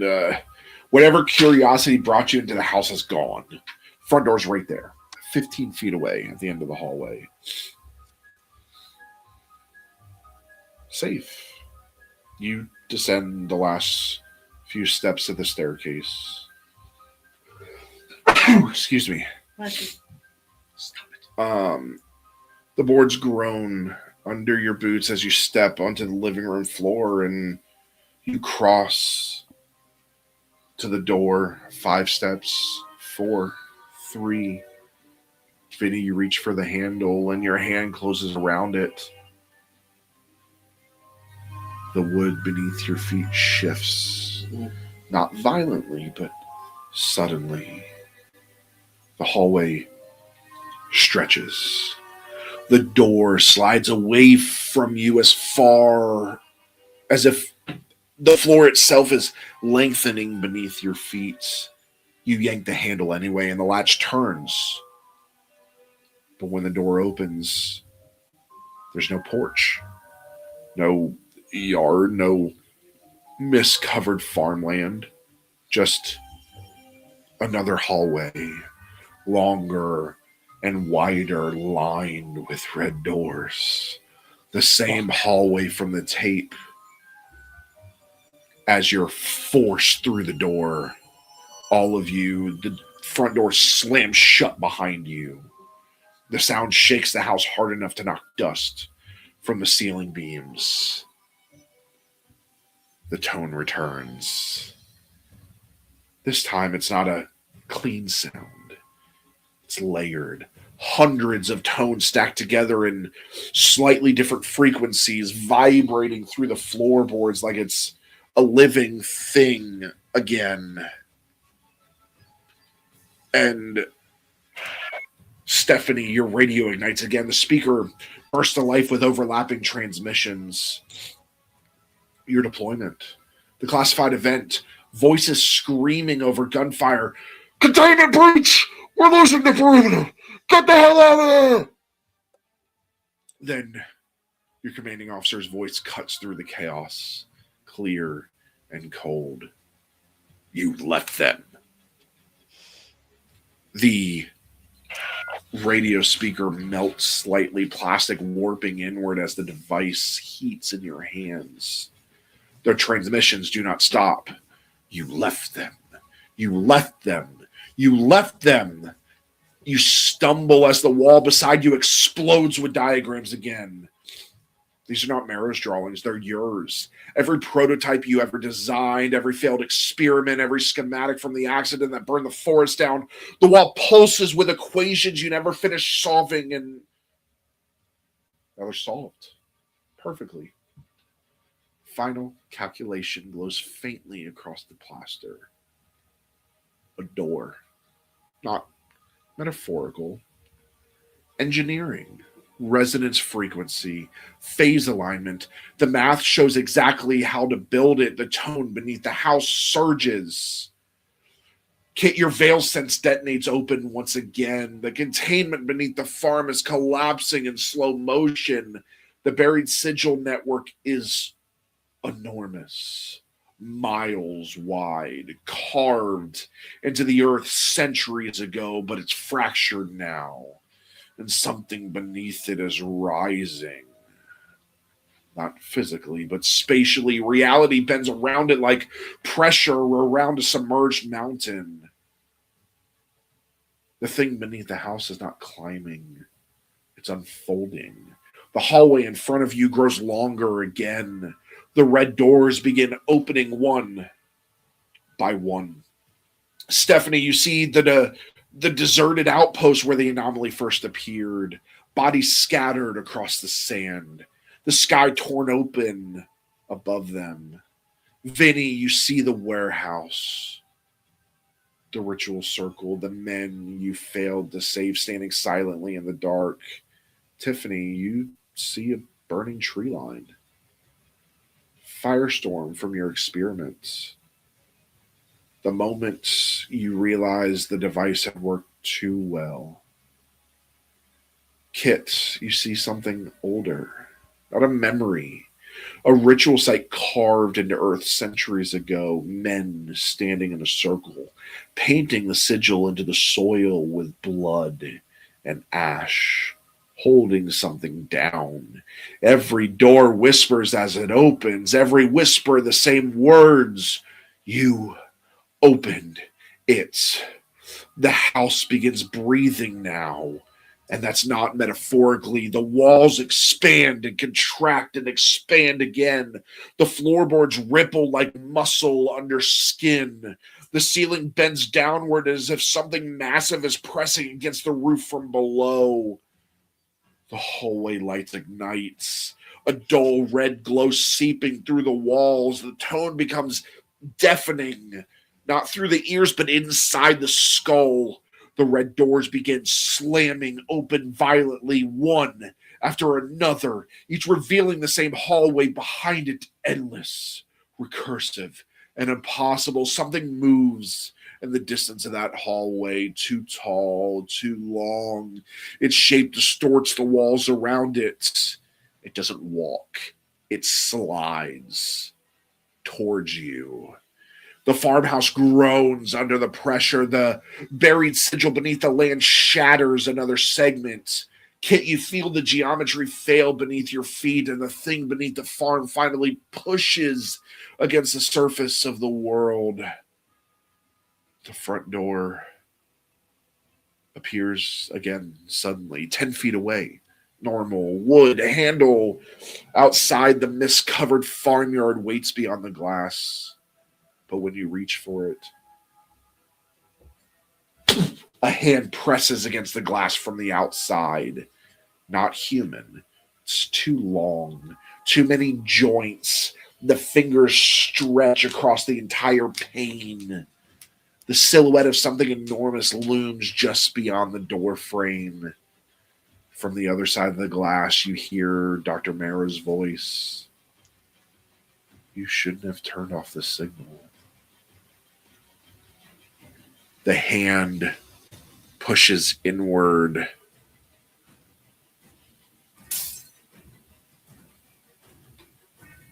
The wood of the door frame begins to crack. I step in front of everybody.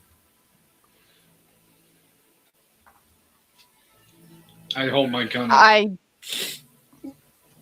We thought it was bad. We thought it was bad.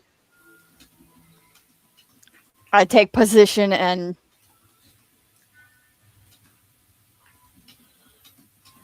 I look I'm for a aiming. place for us to run. But I don't think there is anything. Nope.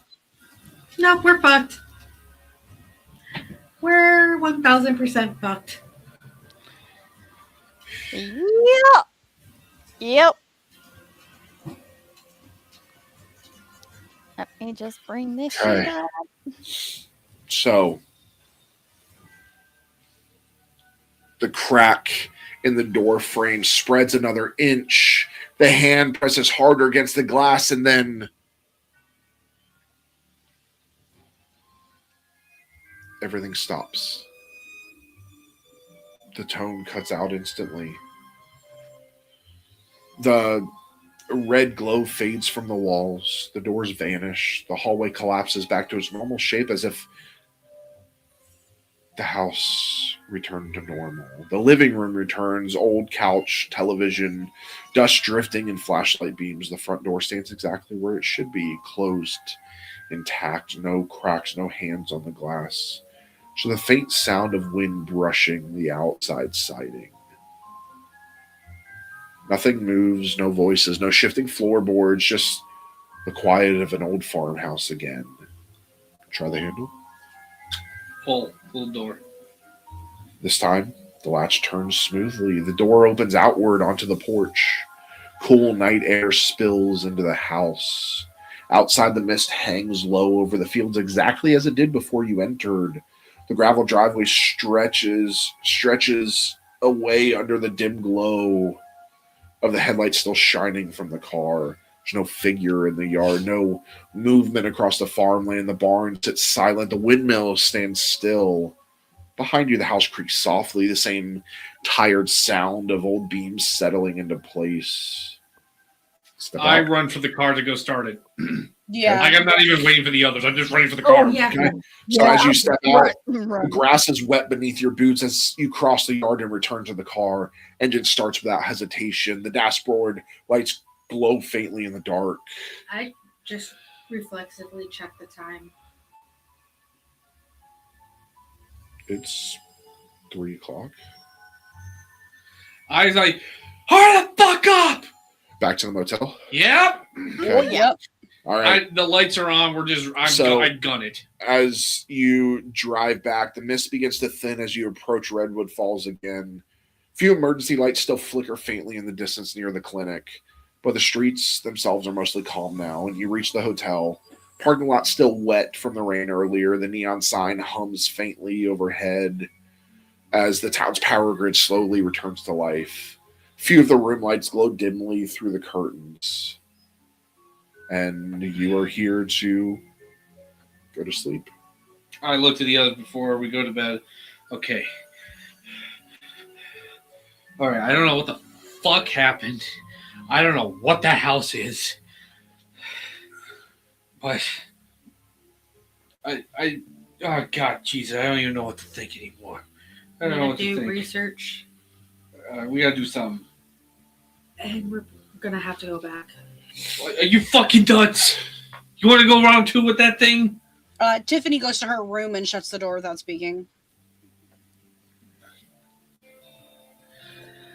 I looked at Stephanie. That sigil is breaking. I saw a group making that sigil to hold something. I figured. And And you would see Stephanie visibly shaking. oh no, Kit is as well. Kit is like literally vibrating. You hear a bang because Tiffany throws a lamp. Okay. What? You said the radio was containing it, right? I look around. I see the power coming back on. So we're good, right? The power's going to come back on. More lights come on. Yeah. Hey, see, we're good. We're good. Yeah. Hum of an old. I look vending towards machine. I look towards the radio tower, waiting to see the light. Flashing slowly. Vinny, you go check on Tiffany. All right. Yeah. I'll go do that. I go over the door. Hey, Tiff, open up. Go away. None of that bullshit right now. Open up. I open the door, my makeup smeared down my face. I said go the fuck away. And I slammed the door. God, I put my foot in to hold the door open. Oh, What the fuck? You flung it pretty hard. I shoved the door open with my shoulder. It is Tiffany's might versus my might. No, because you're only using your foot. I'm going to say vitality. I don't know. My might's not that good. If might wins, then it's going to crush your foot. Oh, that sucks. Because Vinny don't wear boots. 7. Roll 1. Okay. Vinny, I'm assuming, is wearing dress shoes. Yes, of course. Okay, 6. and this is fucking why Stephanie always wears combat boots, and they are Okay. issued combat boots. Okay. So Tiffany's not very strong. So I got an 11. 18. Okay, so you're able to stop the door. I just shove it open. Listen here. We just went through some fucking weird shit. All right? I need to know your head's still in the fucking game. All right? So none of this. Do I see the broken lamp? Oh, yeah. Oh, What the fuck did you do?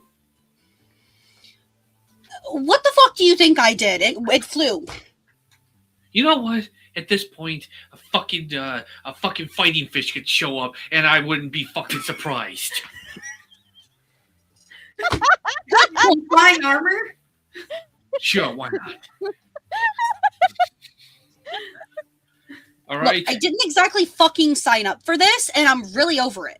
How do you think I fucking feel? Jesus Christ, I never thought I ever want to see fucking Brooklyn again. Let's All go. right. Fuck What? this place. We've already fucked this place up. It's only going to get worse. I say we cut. I don't know. Listen, What I'm are we going to do here that's going to solve anything? We were here to cover it up, and now it's everywhere. Yeah, well, I don't know.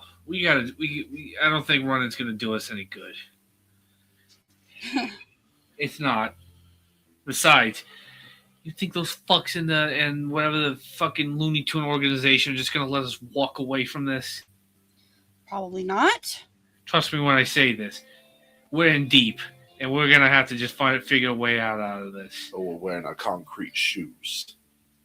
That was a horrible New York accent. It's because it's a shitty accent. And won't get an argument from me. Listen, we finished the job and we're done. I'm done with this place. I'm doing this shit. Those two, I kind of gesture back to where Kit and Steph are. Those two little soldier girls want to fucking keep doing this shit. They're more than welcome to fucking do it. But let's just get this done. And let's just figure this out and end it. You hungry? Starving. I go over to that vending machine that I heard put on. Okay. See some Twinkies. Some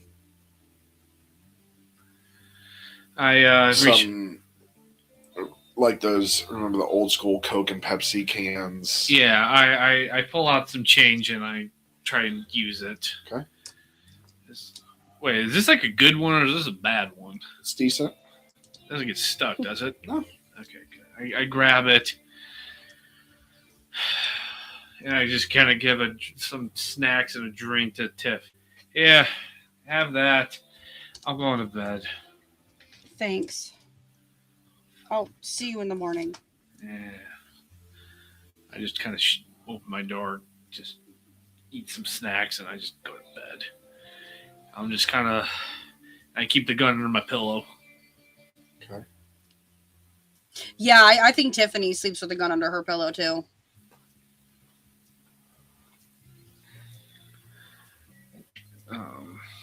Yeah, so I'm done. You know that radio signal's not going to help.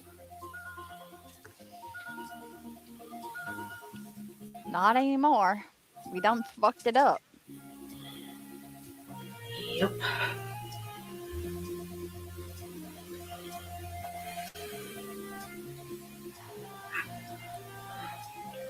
We gotta think of something. We gotta figure something out. We're going to have to redraw that sigil. That is miles of sigil. We're going to have to figure something out.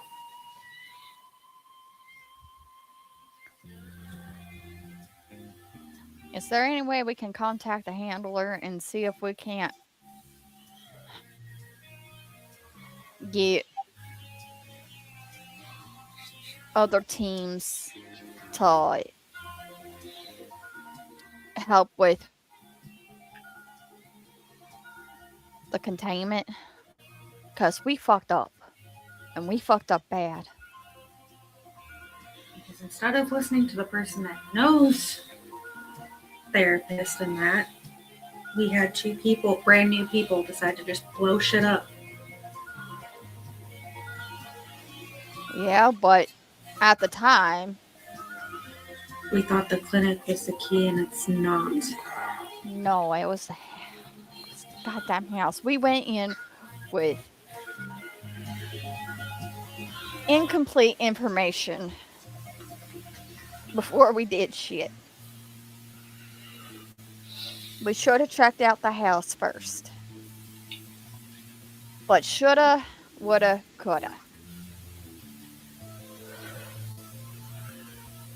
Now we gotta figure out how we're gonna fix it.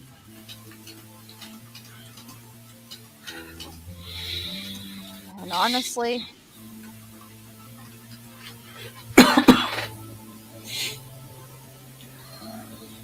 I can probably get back into the radio station because of the outage and make sure nothing fucked up there and discreetly put in sigils to boost the signal again. There's no way that we're going to be able to get back in that clinic. Not I am. Now it's a crime scene. Yeah.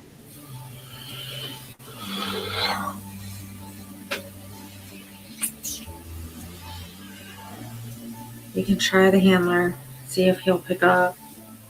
But you know from experience the handler doesn't. Once we're out in the field, we're kind of fucked and on our own.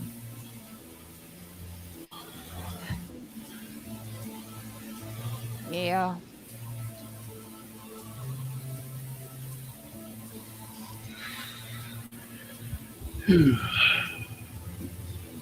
I know for one I'm not sleeping tonight.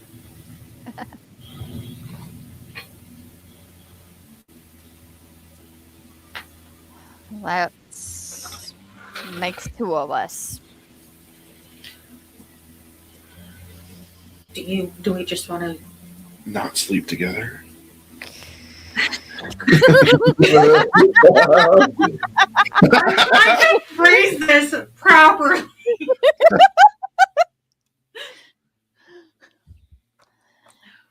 Do you want to share a room so then we're not alone? Honestly, yeah, I really can't be alone right now. Nope. Do do do do do do do do do do do.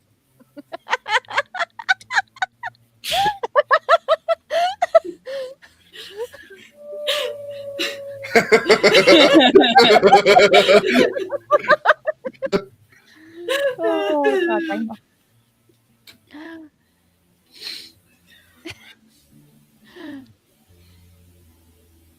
My room, you know me, I always have the more weapons, so Yeah. Mine has nothing. all right, come on. And then all you hear is and not the bad kind. All right. So morning comes quietly. Gray light filters through the motel curtains, soft and ordinary. The rain has stopped again. Somewhere outside, a car door closes, followed by the faint rumble of an engine starting. The alarm clock reads 7:18 a.m. Air conditioner hums beneath the window exactly the way it did yesterday. For a few moments, everything feels normal. The memory of the farmhouse lingers in fragments, flashes of noise, the sense of pressure, voices that may or may not have been real. But sleep has dulled the edges of it, the kind of dulling that comes after a long night when the mind convinces itself exhaustion created most of what it remembers. That your motel room doors are closed and the hallway outside carries the faint sounds of people moving around. Someone's television murmurs through the wall. The shower runs in the next room over.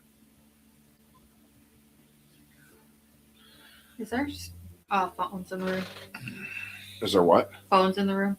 Yes. I thought you said fountains. I was like, what? No, I would have said a bubbler. It's not a thing. It's not.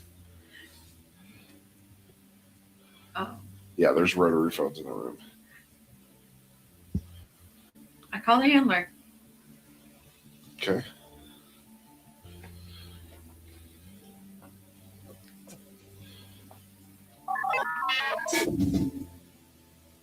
What the fuck kind of rotary phone was That's that? all you get. It's connecting to a network. Oh. It's a secure network. Oh, okay. You really think they have rotary phones in this thing? I don't know. Hey, y'all, add rotary phones to this. They may be too young to know what rotary phones are. Nothing. That's every time you call, I hold it up. I try again, and I hold it so that Stephanie can hear it.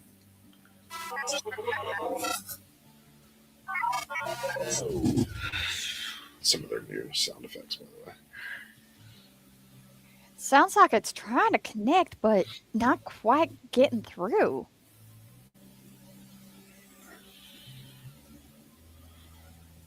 So how can we fix this on our own?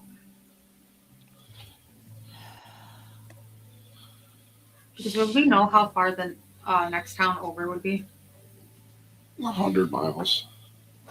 It's a pretty rural area. Rural. The next town is 100 miles. Country people can't say that word. Rural. Rural. Am I even saying it right? Because I don't know. Rural. Oh. Sounds like you're saying Earl. Oh. What? Oh. Put some oil in the truck. Oil. So I either know. we make the trip, and that's if we can even leave. How long is that going to take us? Like an hour? A few hours.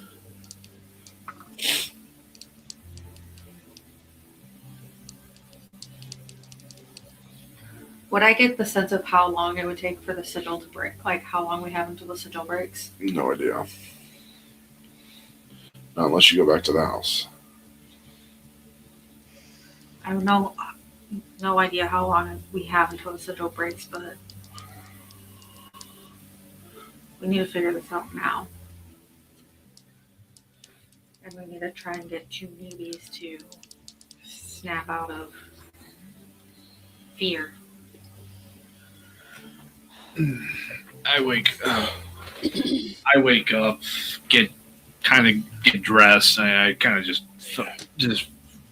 I like took my shoes off. Really, I go to Tiffany's door. Just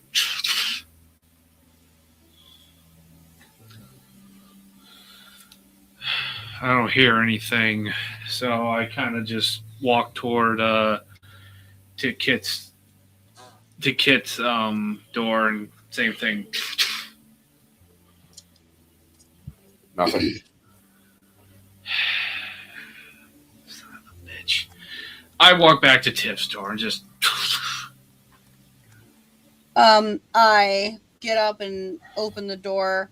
I never washed my makeup off, so it's smeared all over my face. The hell? Yeah. Why didn't you answer the first time? I was sleeping? Whatever. Let's go get breakfast. Go to that diner. Okay, I gotta make We need myself up first. Yeah, I'll yeah. hurry. Yeah, don't worry. I'm gonna go get the others. Go do your broad thing. Yeah. I go to Steph's room.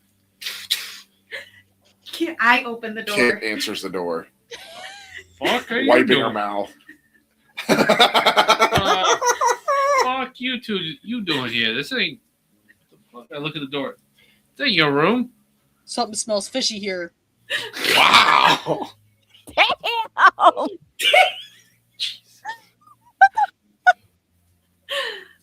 I kind of look over to Steph. What's We're fully dressed, by the way. Yeah, we're fully dressed. Okay, I'm like, what's I don't mean nothing. what's going on here? We were smart and weren't alone. All right. Especially after the shit that happened. You'll learn Yeah, whatever. that when shit happens, you don't want to be alone. Whatever. Anyway, let's go get some breakfast at the diner. Just getting ready. Yeah. And you see that, like, the ashtray has, like, a whole pack of cigarettes put out in it from just the night. Couple burn marks on your arm. Jesus. All right. So, the diner sign flickers softly as it warms up for the morning rush. A delivery truck backs into the grocery store loading area. A few high school students walk toward the bus stop at the corner. In the distance, you see the radio tower blinking, red, then dark, then red again. The town is completely unaware that anything unusual happened overnight. Coffee smells drift from the diner when you step inside. The same waitress stands behind the counter pouring a fresh pot. She looks up and smiles politely. Morning, you folks sleep all right? Yeah. And you get guided to your seat, and two older men sit at the counter drinking coffee, arguing quietly about football. The portable radio behind the register plays the morning broadcast from WRFN 1340 AM. And that's your weather update for Redwood County. Expect clearing skies by afternoon. Signals clean and stable. The waitress sets down menus in front of you, even though you haven't asked for them yet. What can I get you? I look, I'm like, just give me some eggs over medium, a mountain of hash browns with gravy on them, and just leave the pot of coffee. All right. Just toast, please. All right. For everybody else. I'll have some hash browns, bacon. I'll have some cheesy scrambled eggs and a little thing of toast. All right. She leaves. And outside, I need everybody to make an aptitude check, please.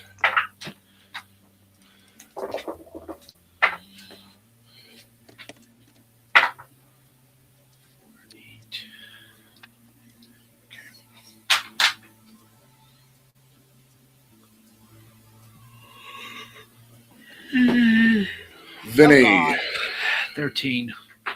Success. Tiffany. 21. Critical success.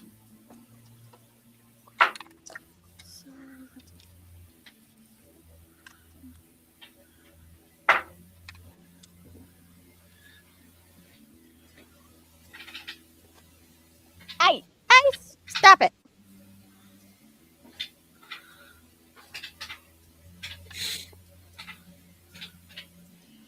Oh, 30. Critical success.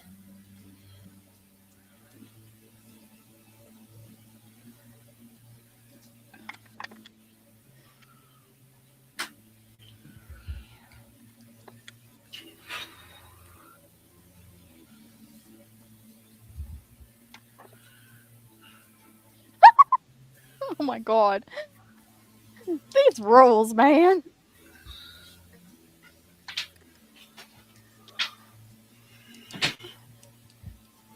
Excuse me for sorry.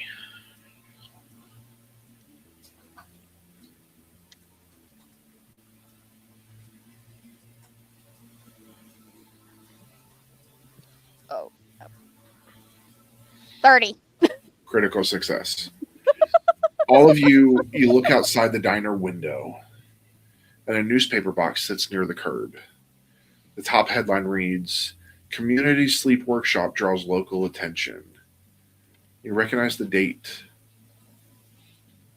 10 days ago. I get up, I go over there. It's in like one of those you put a quarter in and you pull it out. Put a quarter. I remember those. You got to squeeze the thing to pull it out. Pull it out, grab a newspaper, and I kind of rush back and I just lay it out, and I'm like, I just kind of point to the date. What in the actual fuck? I will say, when the newspaper box, it gives that dull metal clunk when you pull it open. The stack inside is dry. The top copies that crisp, neatly folded paper. You grab one, shut the lid again, that spring snapping it closed. Inside the diner, the bell above the door rings as you step back in. Waitress is still pouring coffee. One of the older men glances at you and then coffee. He glances towards the door and then returns to his conversation about football. And you hear the radio, and local news residents are reminded that Redwood County Fair begins next week. And you unfold the paper, and those pages crackle as you spread them across the table. And the headline you saw outside dominates the upper half of the front page. Community sleep workshop draws local attention. Beneath it is a photo. Dr. Elaine Marrow stands beside a small group of townspeople in the clinic's group therapy room. The chairs are arranged in a neat circle behind them. Marrow smiles politely for the camera, hands folded in front of her. The article itself reads like harmless small town news. A local workshop hosted by Redwood Falls Behavioral Health Center aims to help residents improve sleep quality and manage stress in uncertain times. Dr. Elaine Marrow introduced a guided relaxation program designed to help participants regulate breathing and reduce nighttime anxiety. And the text kind of continues on for several paragraphs describing attendance, community interest, and plans for future sessions. Nothing about missing persons, nothing about strange signals, nothing about 213. And as your eyes move down the page, a smaller article sits near the bottom corner. Sheriff Mercer confirms routine investigation at local clinic. And the piece is short. It says Sheriff Daniel Mercer confirmed yesterday that deputies responded to the Redwood Falls Behavioral Health Center following a routine welfare check. Authorities reported no signs of foul play and assured residents there is no ongoing threat to the community. There is no mention of a body in the parking lot. And yeah. And I will say again, the date in the corner is October 14th, 1986. I see that. The same date as yesterday. Stephanie, can I have a cigarette, please? I look at Kit and I'm like, really? After you went through all that work to quit? Yeah. No, I'm done. Okay. All right. And I hand a cigarette and light it for her. I just looked at Steph and Kit. All right, you two. Is this normal? What is going on here? We went back in time? Back to the future? What the fuck is going on here? Well, the thing is, that date is the same date as yesterday, so that would have happened yesterday.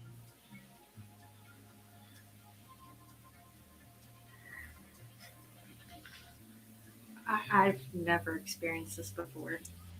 Should we swing by the center and see if the body's still there?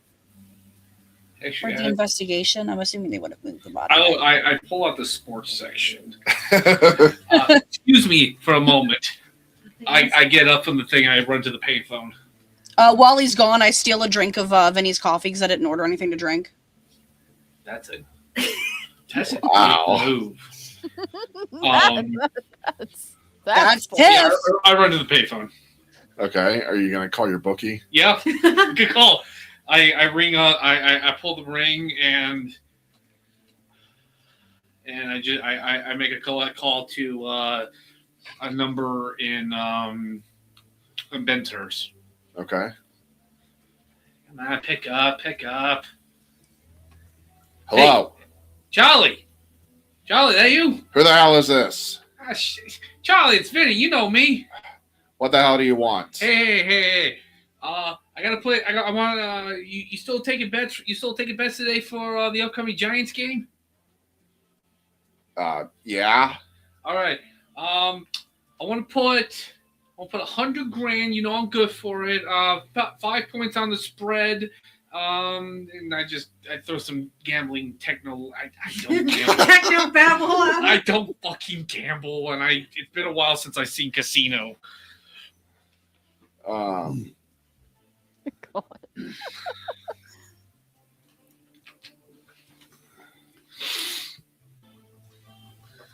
All right. So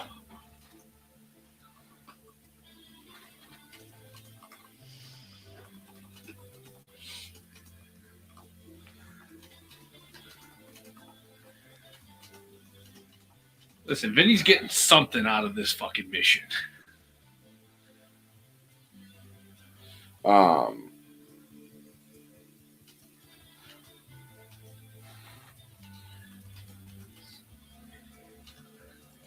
Okay, so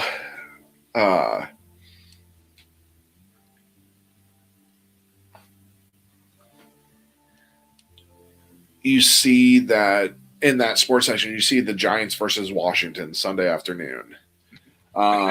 Did you look up the actual game? Yes, I did.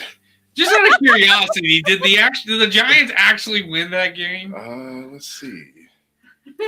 I'm curious. I'm gonna laugh. Vinny better hope so.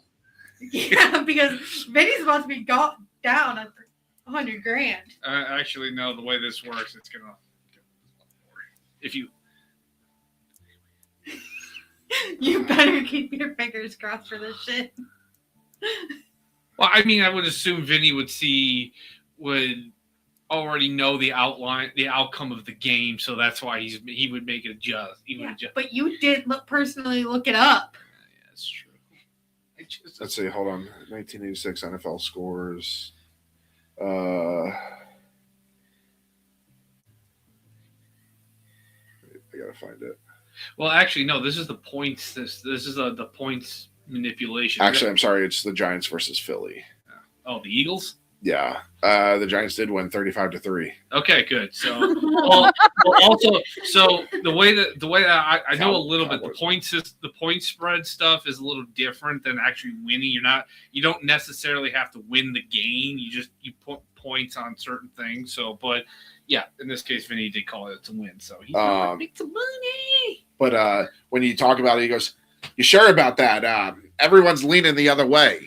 Nah, I got a feeling. Don't worry about it. You listen. You know I'm good for it, so just put me down in the books for it. 100 G's. We'll settle up when I get back in a couple weeks. And you hear a scratching of pen on paper. Hey, don't fuck me on this, okay? All right? You make sure I will hunt you fucking down and put an ice pick through your eye if you fucking don't pay up for this. All right already. You're in. Thank you. Click. Fucking cocksucker. As I say that.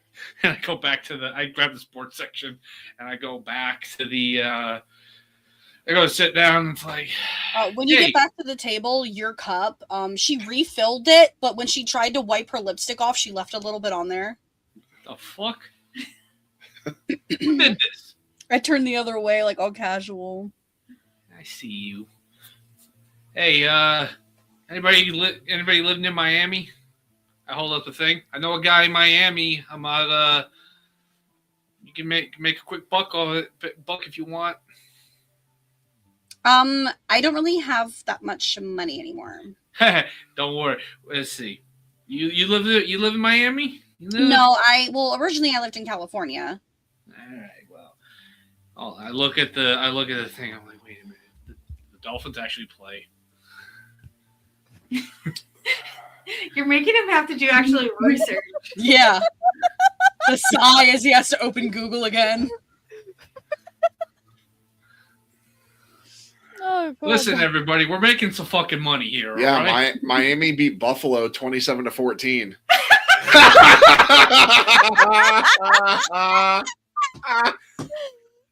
Buffalo was 1-5 at that point. Oh God, that's just sad. And Miami was 2-4. I'm like, listen, guys, listen. You go, just put some money down. I write this number down. To everybody, just Detroit beat Green Bay. I write this. I write the number down. Is it October 12th or October 14th? You said it's October week 6. I just did week 6. Because October 14th, the Packers didn't play. They had a bye week. Yeah, it's the 12th. Why does it always seem like the fucking Packers have a bye week? It's week 6. But I kind of put this, and I was like, go put some money down. Call this number. Put some money down. Trust me, you're gonna quadruple everything. All right, let's get. At least we can get something out of this fucking mess. Speaking of which, what are we gonna do now? Seeing as how we somehow gone back there, should we? We don't fuck with the radio signal. Yeah, that's for fucking sure. But don't even fucking go to the radio station. I think we go confront the doc. The good thing is now we got dirt on her. We can fucking confront her and actually get some straight answers. No fucking around. Will your guy take 200? Because I have a little allowance for my mechanical stuff. All right, don't worry. So, I think that's an idea. I think that's the plan. We go to this clinic. Now that apparently we actually have a beat on the dock, and we fucking get some answers of what the fuck is going on. Yeah, but you need to be smart about how to do it. Okay, listen. You cannot go in demanding answers. Are we sure we went? What? Yeah, you're right. I don't know. Maybe we should. Okay, hold on. GM. So did we? Is it like the paper say like the date for 10 days before we got? So no, that article was talking about how the sleep study was 10 days before, and but the date is yesterday. Okay, so we just went back one day. 1 day, correct. Okay. Yeah. Well. Okay, so yeah, I think we know. We go to that clinic. Now it shouldn't be a fucking crime scene. Wait, are we gonna run into ourselves? Oh, I fucking hope not. It's like Eureka when they did a. Here, I'm gonna make this bet really quick before we run out, though. Is the doctor still missing? Yes. Okay, the doctor's missing. It's still a crime scene.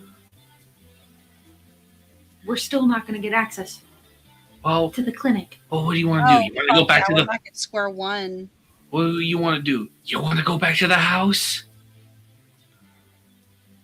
That seems like it's central to what's going on, not the clinic. Yeah, well, I don't know what else to do. Right now, the radio tower, we didn't fuck with it.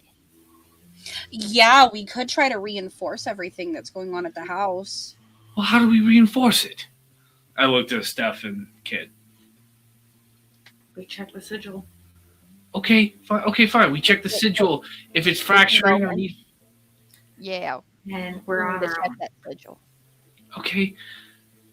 Then how was this thing made? How? I mean, you said it's old, right? It's from time immemorial. What do we do? Somebody put it there. Who put it there? Don't know their names or faces, but they were grouped and they used blood. Blood? Jeez, and ash. And ash. Fucking vampires? Chain smoking vampires or something? It's a ritual. It was a ritual. Oh. Okay, do you know how to do the ritual? We gotta kill somebody? No. Okay, then. You know how to do that? Yeah, we have to sacrifice a virgin. Are you volunteering? That ship sailed a long time ago, honey. I don't know what tree you're barking up. I was gonna say, what are we, the Lost Boys?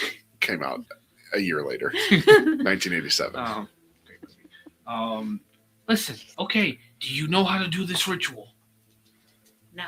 Okay, who does? The people we can't get a hold of. Though it might be safer to go and check it out now in the daylight.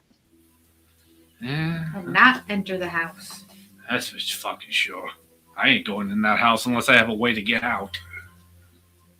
I got a fucking feeling we got lucky last night. I think the power came back on while we were right in the middle of that house, and it stopped whatever it is in there cold. No more blowing shit up.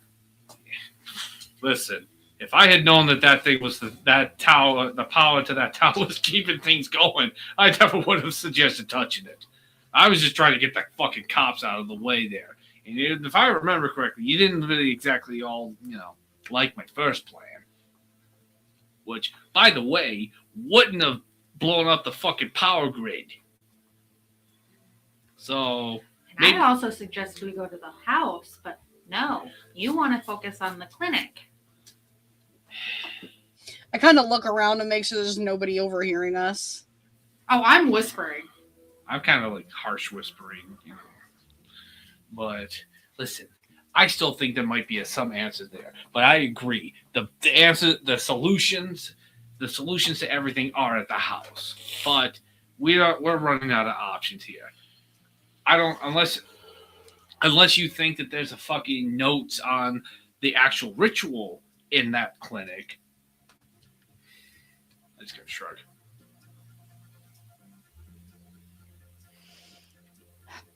Let's go back to the house, check it out.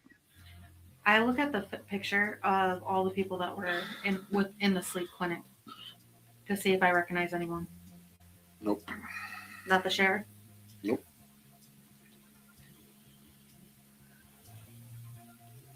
All right, let's see. I go up to pay the bill at the counter. Okay. While he's doing that, I place my bet that he told me to place. Okay. All right. So, the car rolls down the narrow county road, tires humming against the damp asphalt. Morning light stretches across the fields now, the mist burning off slowly under a pale October sun. Cornfields and open pasture slide past the windows as the town disappears in the rearview mirror. A mailbox flashes past the passenger window. The farmhouse sits somewhere behind you. The clinic, the sheriff, all of it. The road straightens out ahead. Then the engine sound changes. Not sputtering, not failing, just muffled.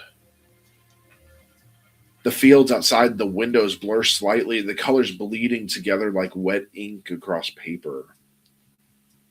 The road behind you is gone. Not empty, gone. Just gray fog stretching out where pavement should be. The car's headlights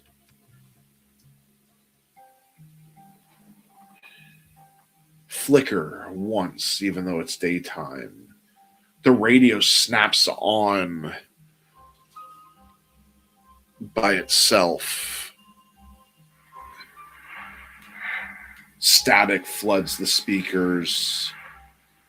Then the tone cuts through instantly. 7 seconds.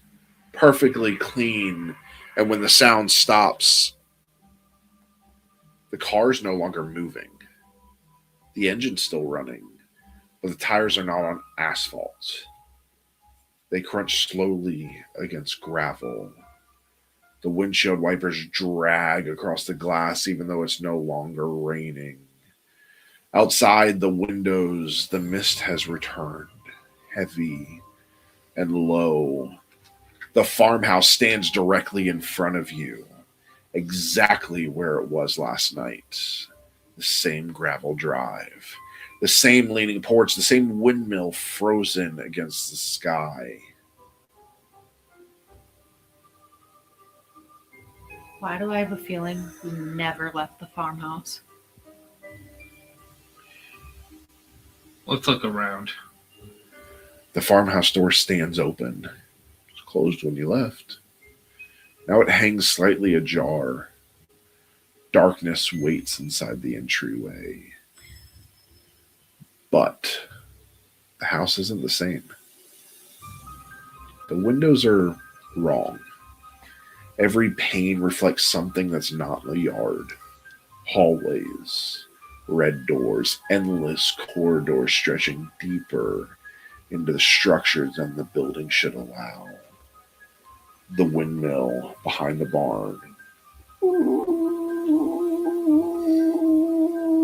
begins turning slowly, but there's no wind. The blade rotates once, twice, 3 times. Each rotation produces the tone. 7 seconds. 7 seconds. 7 seconds. The ground beneath your feet shifts slightly. You feel it immediately. The containment beneath the farm is gone. Not cracked, not strained. Gone.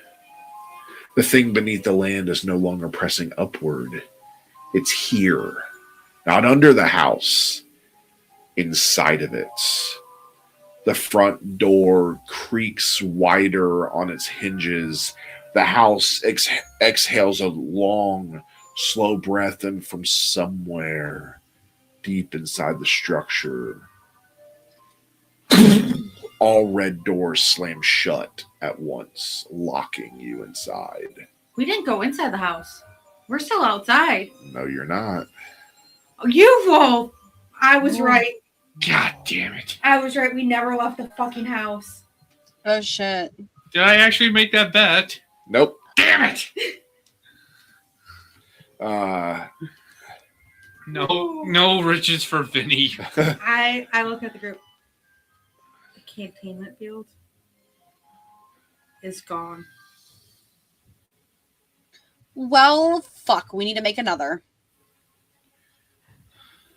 And the thing is out. Fuck. Okay. It's in here with us. I pull out my Mark I containment canister. I don't know if this would be enough. All right. So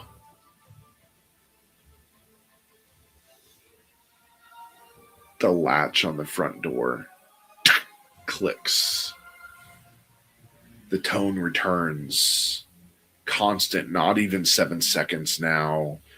The house responds to you. The ceiling lifts several inches higher than it should, the beam stretching and groaning as the structure reshapes itself around you. The windows darken, the glass no longer reflecting the outside world. Stephanie. Burst of static. This time the voices are not distant memories. They're right beside you. You hear men screaming.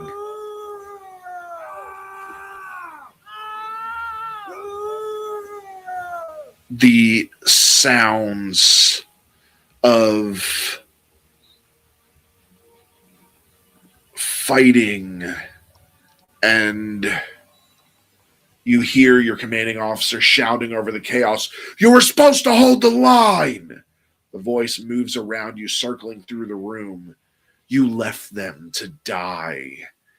The radio goes again. And the radio speaker begins to leak a thin line of smoke as the transmission continues, repeating the same words again and again across the room.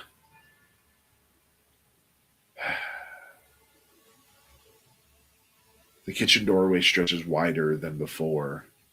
Inside, the walls are covered completely in Tiffany's equations now.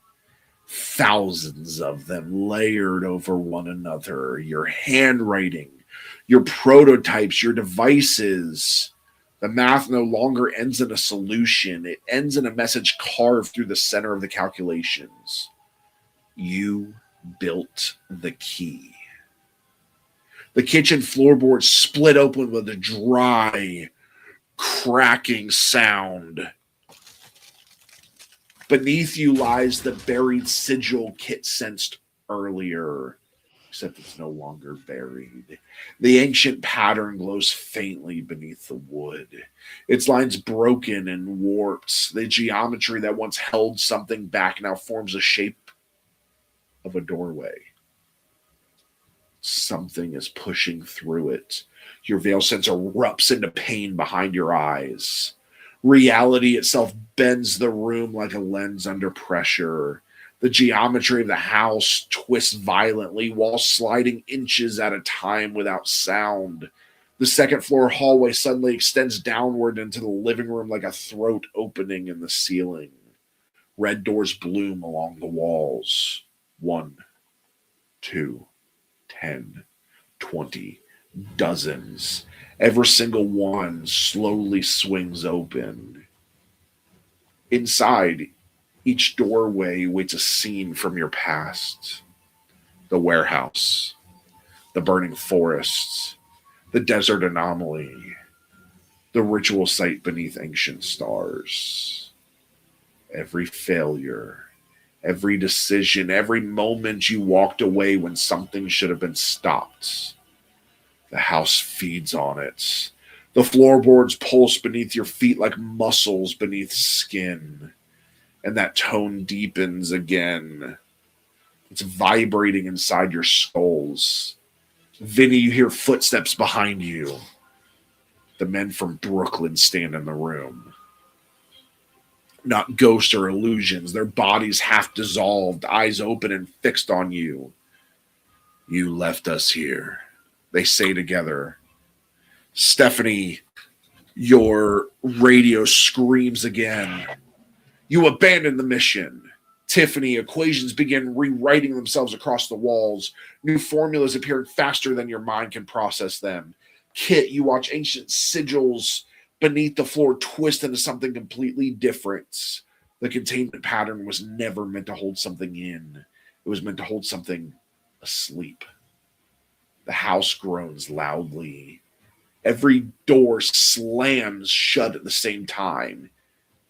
The impact shakes the entire structure. The walls slide outward like flesh stretching over bone. The farmhouse becomes enormous. Hallways branching into impossible distances. Rooms multiplying endlessly. From somewhere deep inside the expanding structure comes a sound. Movement. Something enormous shifting through the house's new corridors. Not walking. Sliding. Searching. The tone stops. The house goes completely silent. Then a voice speaks. Not from the radio, not from the walls, but from everywhere, from the structure itself. You knew the way out, but you never left. And somewhere behind you, a red door begins to slowly open. I grab a hold of Stephanie's hand. I point the gun at the opening door. I try to run and slam the door shut. Okay.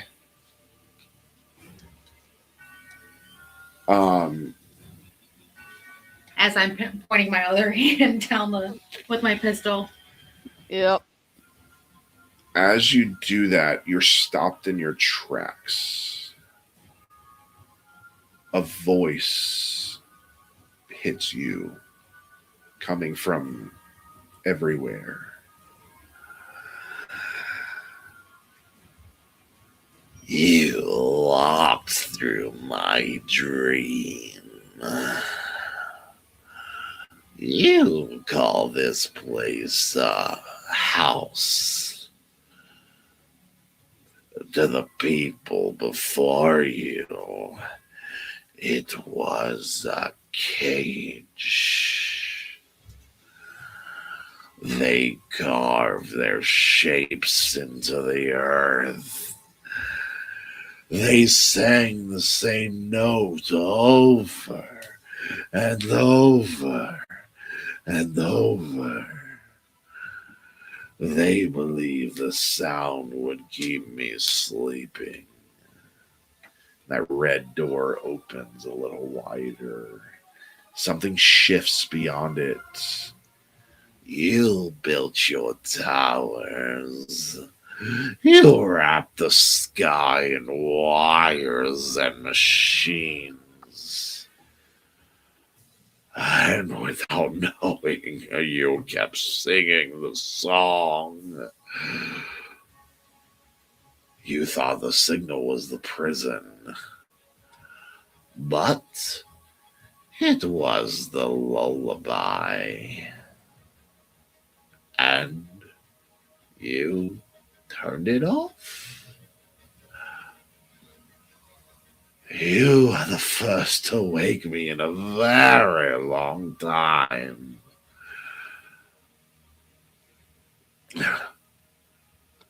Now, we will see how long you stay awake.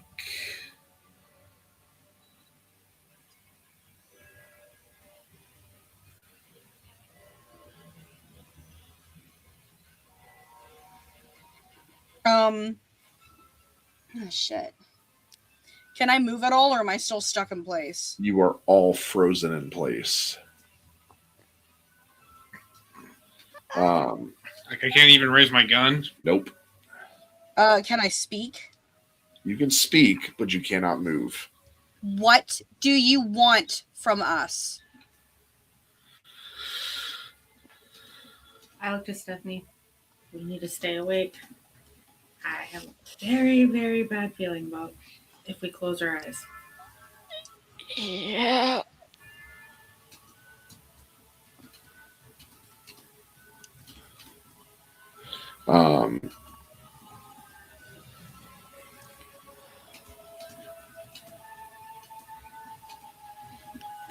So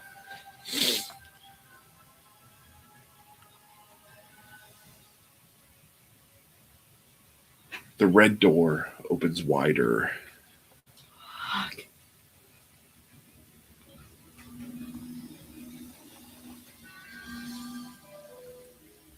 The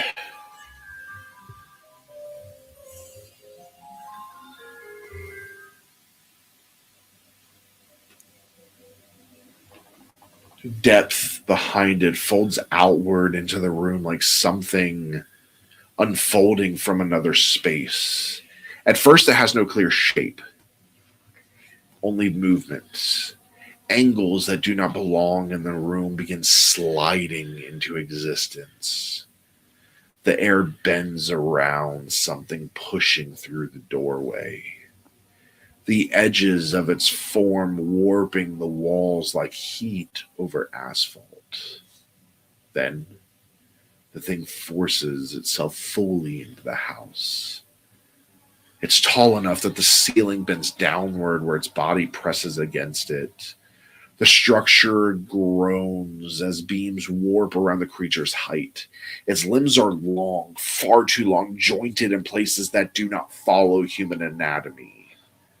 The skin is wrong, not smooth, but layered, as if several shapes tried to form a body and never agreed on the final design. Patches of pale flesh stretch across darker sinew beneath, thin enough in places that movement beneath the skin is visible. Its arms drag along the floorboards as it moves. Each finger is too long, each knuckle bending twice before reaching the nail. The nails themselves look like splintered bone. Where a face should be, there is an uneven arrangement of features that seem unfinished. Two eyes sit too far apart, large and reflective like something that grew in darkness.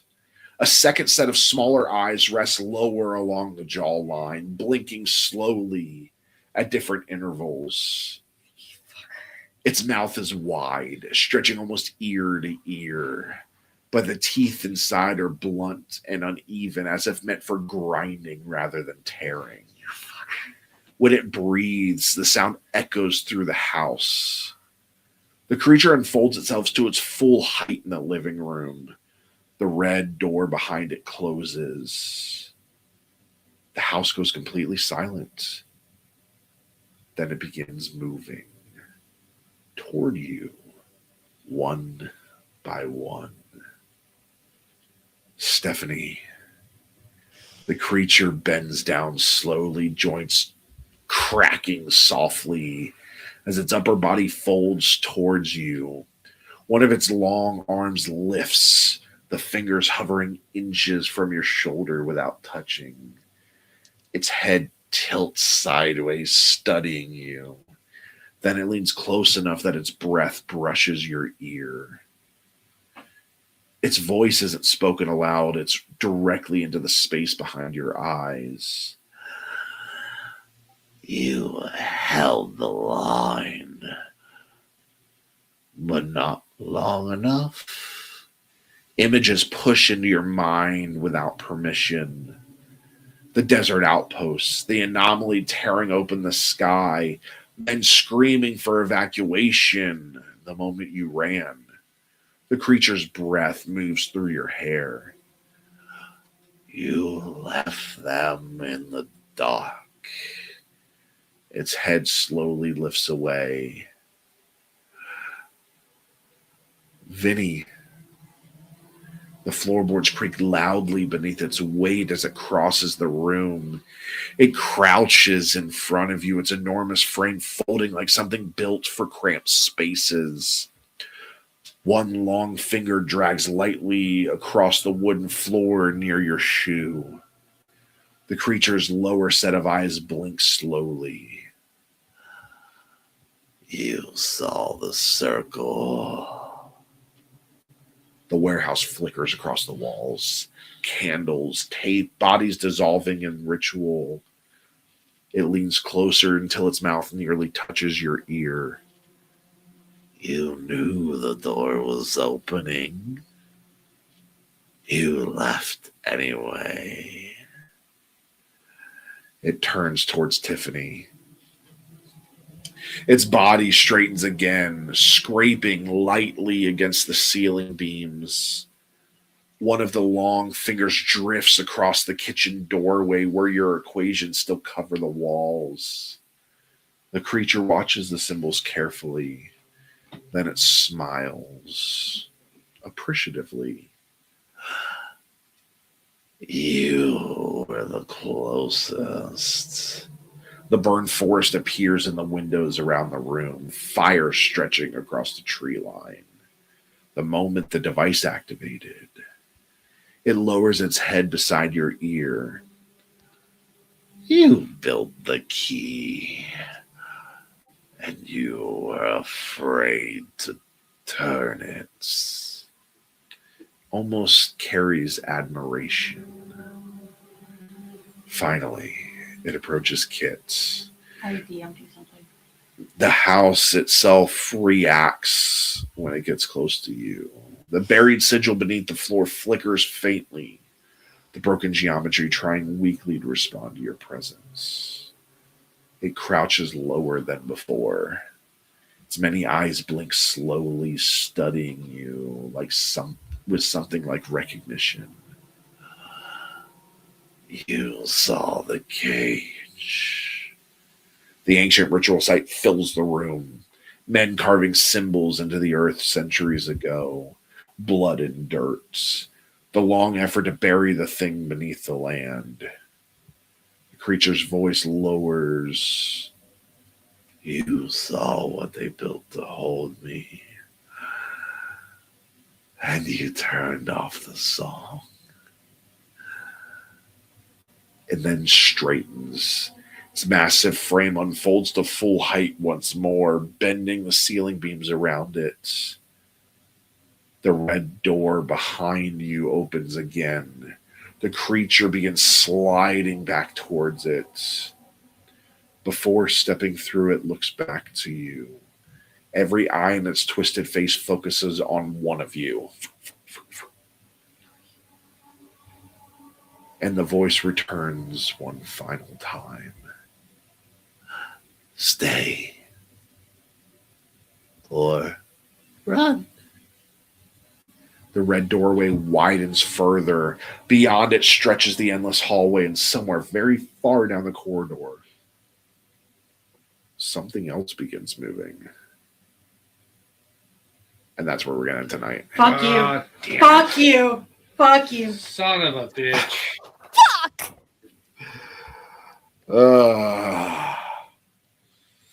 It's great. Yeah. I am not 100% creeped out right now. It's great. Fucking asshole. Damn. Well, I want to thank everybody for joining us. Next week, join us. We will all be wearing green for St. Patty's Day. So we welcome you to join us in doing that. And yeah, thank you for watching. And we'll see you next week. Good night, everybody. Good night. Bye.